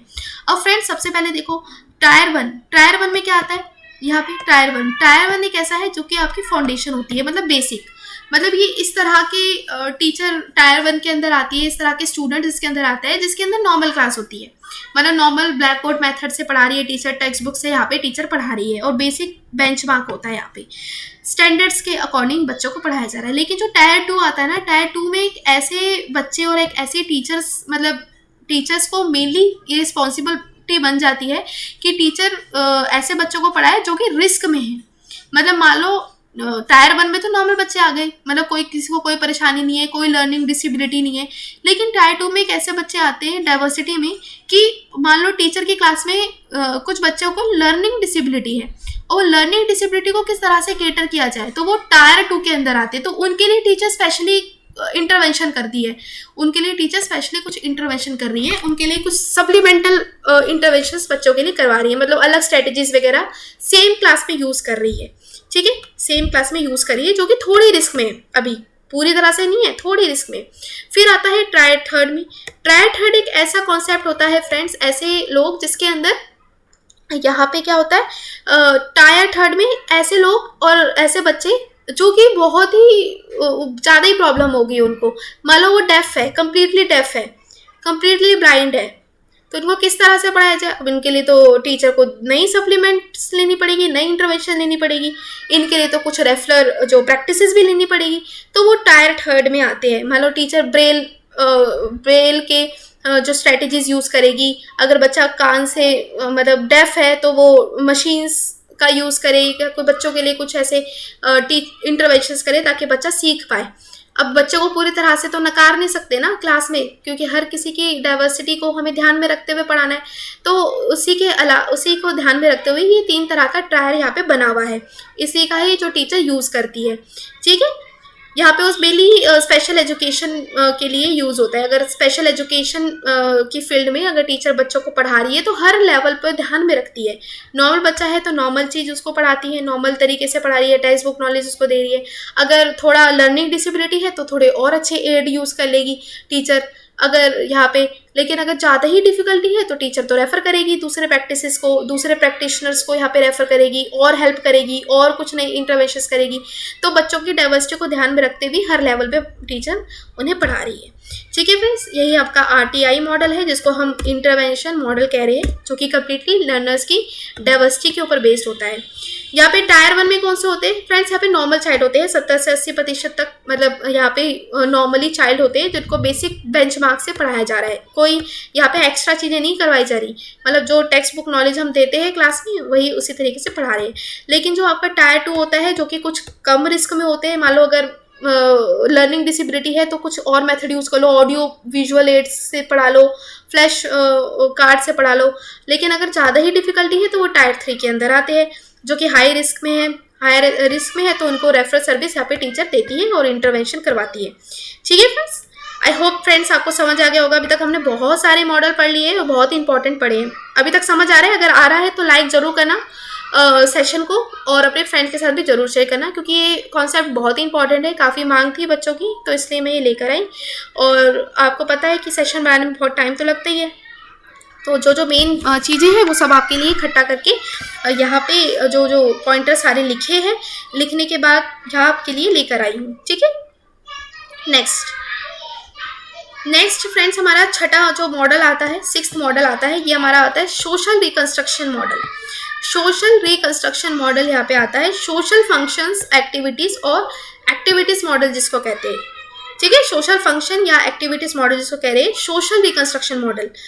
फ्रेंड्स, ये हमारे तीसरे उसमें आता है सिस्टम में। अभी तक हमने सब्जेक्ट सेंटर पढ़ लिया, अभी तक हमने लर्नर सेंटर पढ़ लिया, वो हमारे हो गए सारे मॉडल। अब बारी आती है सोशल रिकंस्ट्रक्शन मॉडल की। सोशल रिकंस्ट्रक्शन मॉडल में फ्रेंड्स आपके ऐसे मॉडल आते हैं जो कि आपके मेनली जो सोसाइटी की नीड्स को ध्यान में रखते हुए बच्चों के लिए करिकुलम बना रही है, मतलब जिसके अंदर सोशली एक्सपेक्ट्स भी आते हैं। अभी तक तो सिर्फ क्लासरूम की डीलिंग हो रही थी, लेकिन कुछ सोशली एक्सपेक्ट भी आए इसके अंदर, उसको ध्यान में रखते हुए करिकुलम बनाया जाता है। अब यहाँ पे फ्रेंड्स, यहाँ पे आपका जो सोशल रिकंस्ट्रक्शन मॉडल है ना, ये आपका एम्फेसिस करता है जिसके अंदर कोलैबोरेट करे आपके लर्निंग को, और यहाँ पे साथ के साथ कल्चर और सोशल कॉन्टेक्स्ट को भी इंपॉर्टेंस दे। ठीक है, ना सिर्फ क्लासरूम प्रैक्टिसेस, लेकिन क्लासरूम प्रैक्टिसेस यहाँ पे सोसाइटी को भी उतना ही इंपॉर्टेंस दे रही है, तो उसको यहाँ पे ध्यान में रखा जाता है और ये इस तरह से मॉडल बनाया जाता है।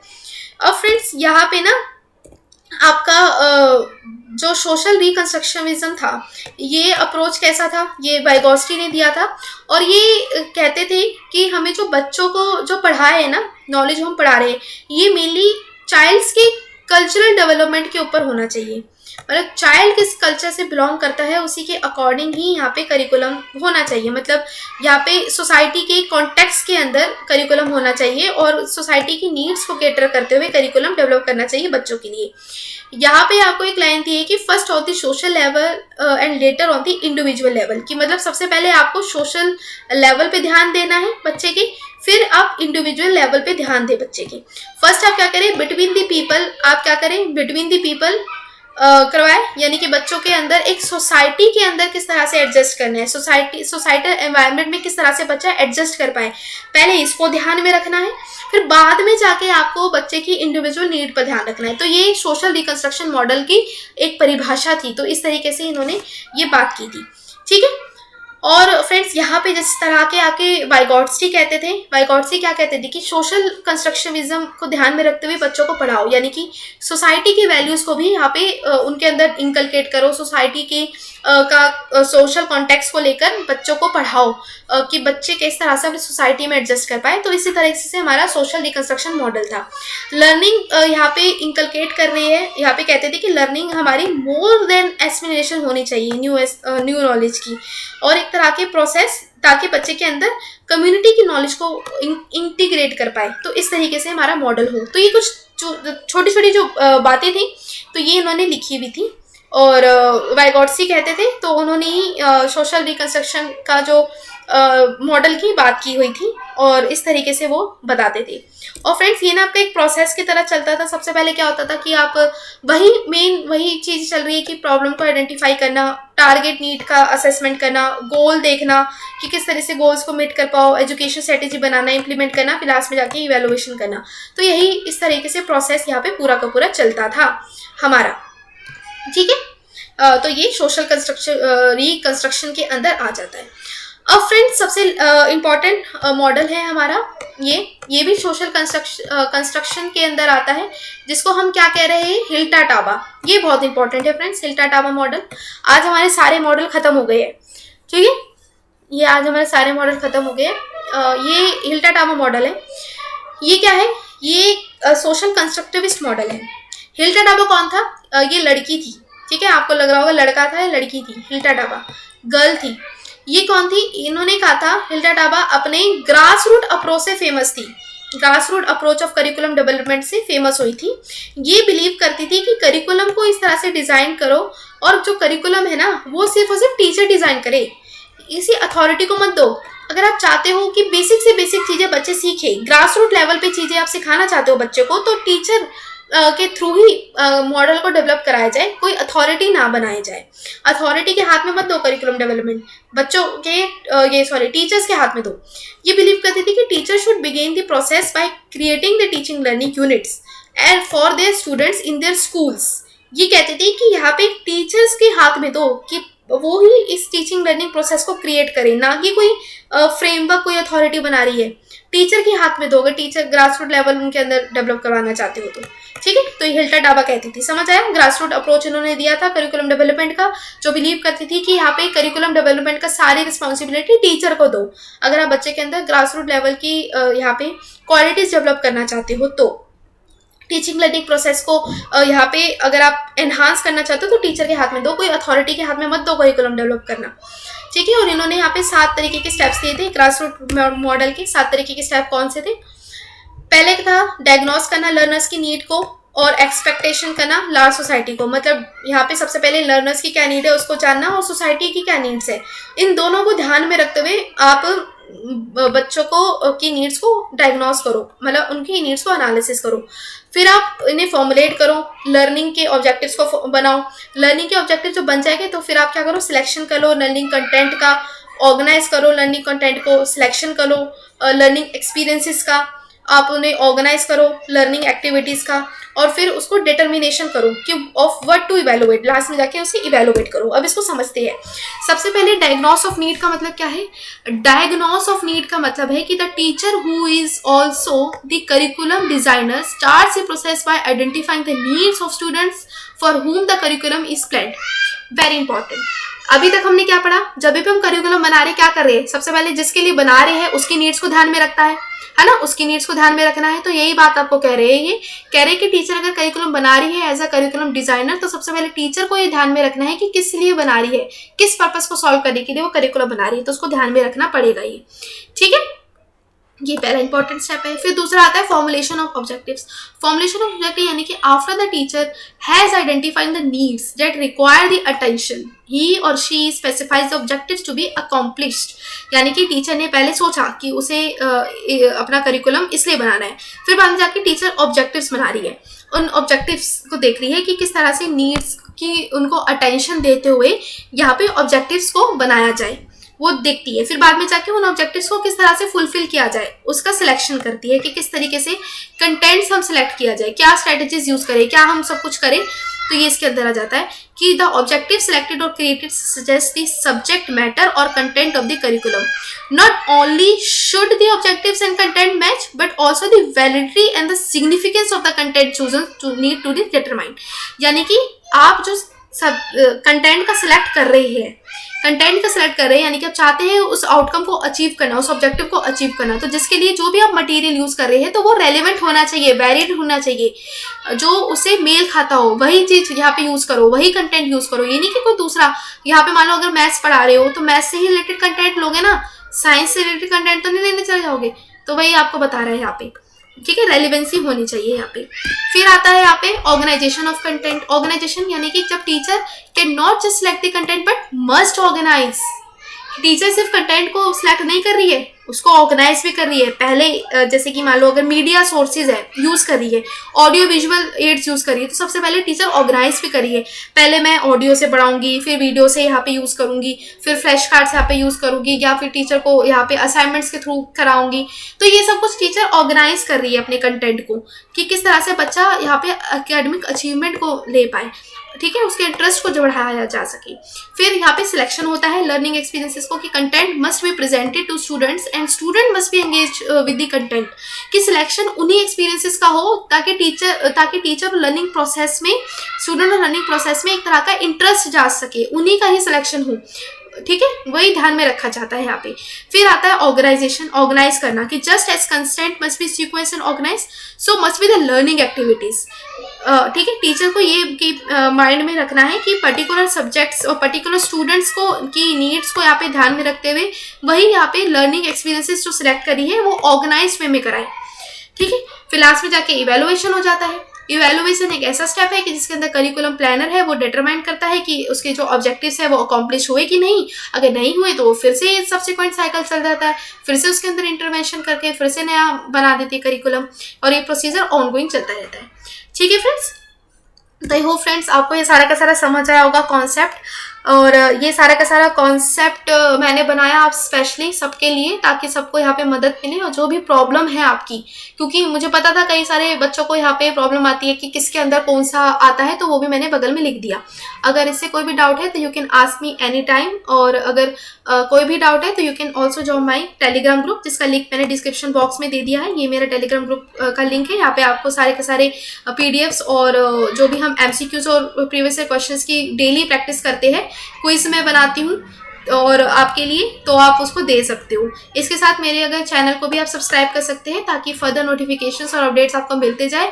और ये जो वीडियो कैसी लगी है तो आप मुझे जरूर फीडबैक देना कमेंट सेक्शन में। अगर कोई भी डाउट है तो जरूर पूछना, और मेरे चैनल को लाइक, शेयर और सब्सक्राइब जरूर करना।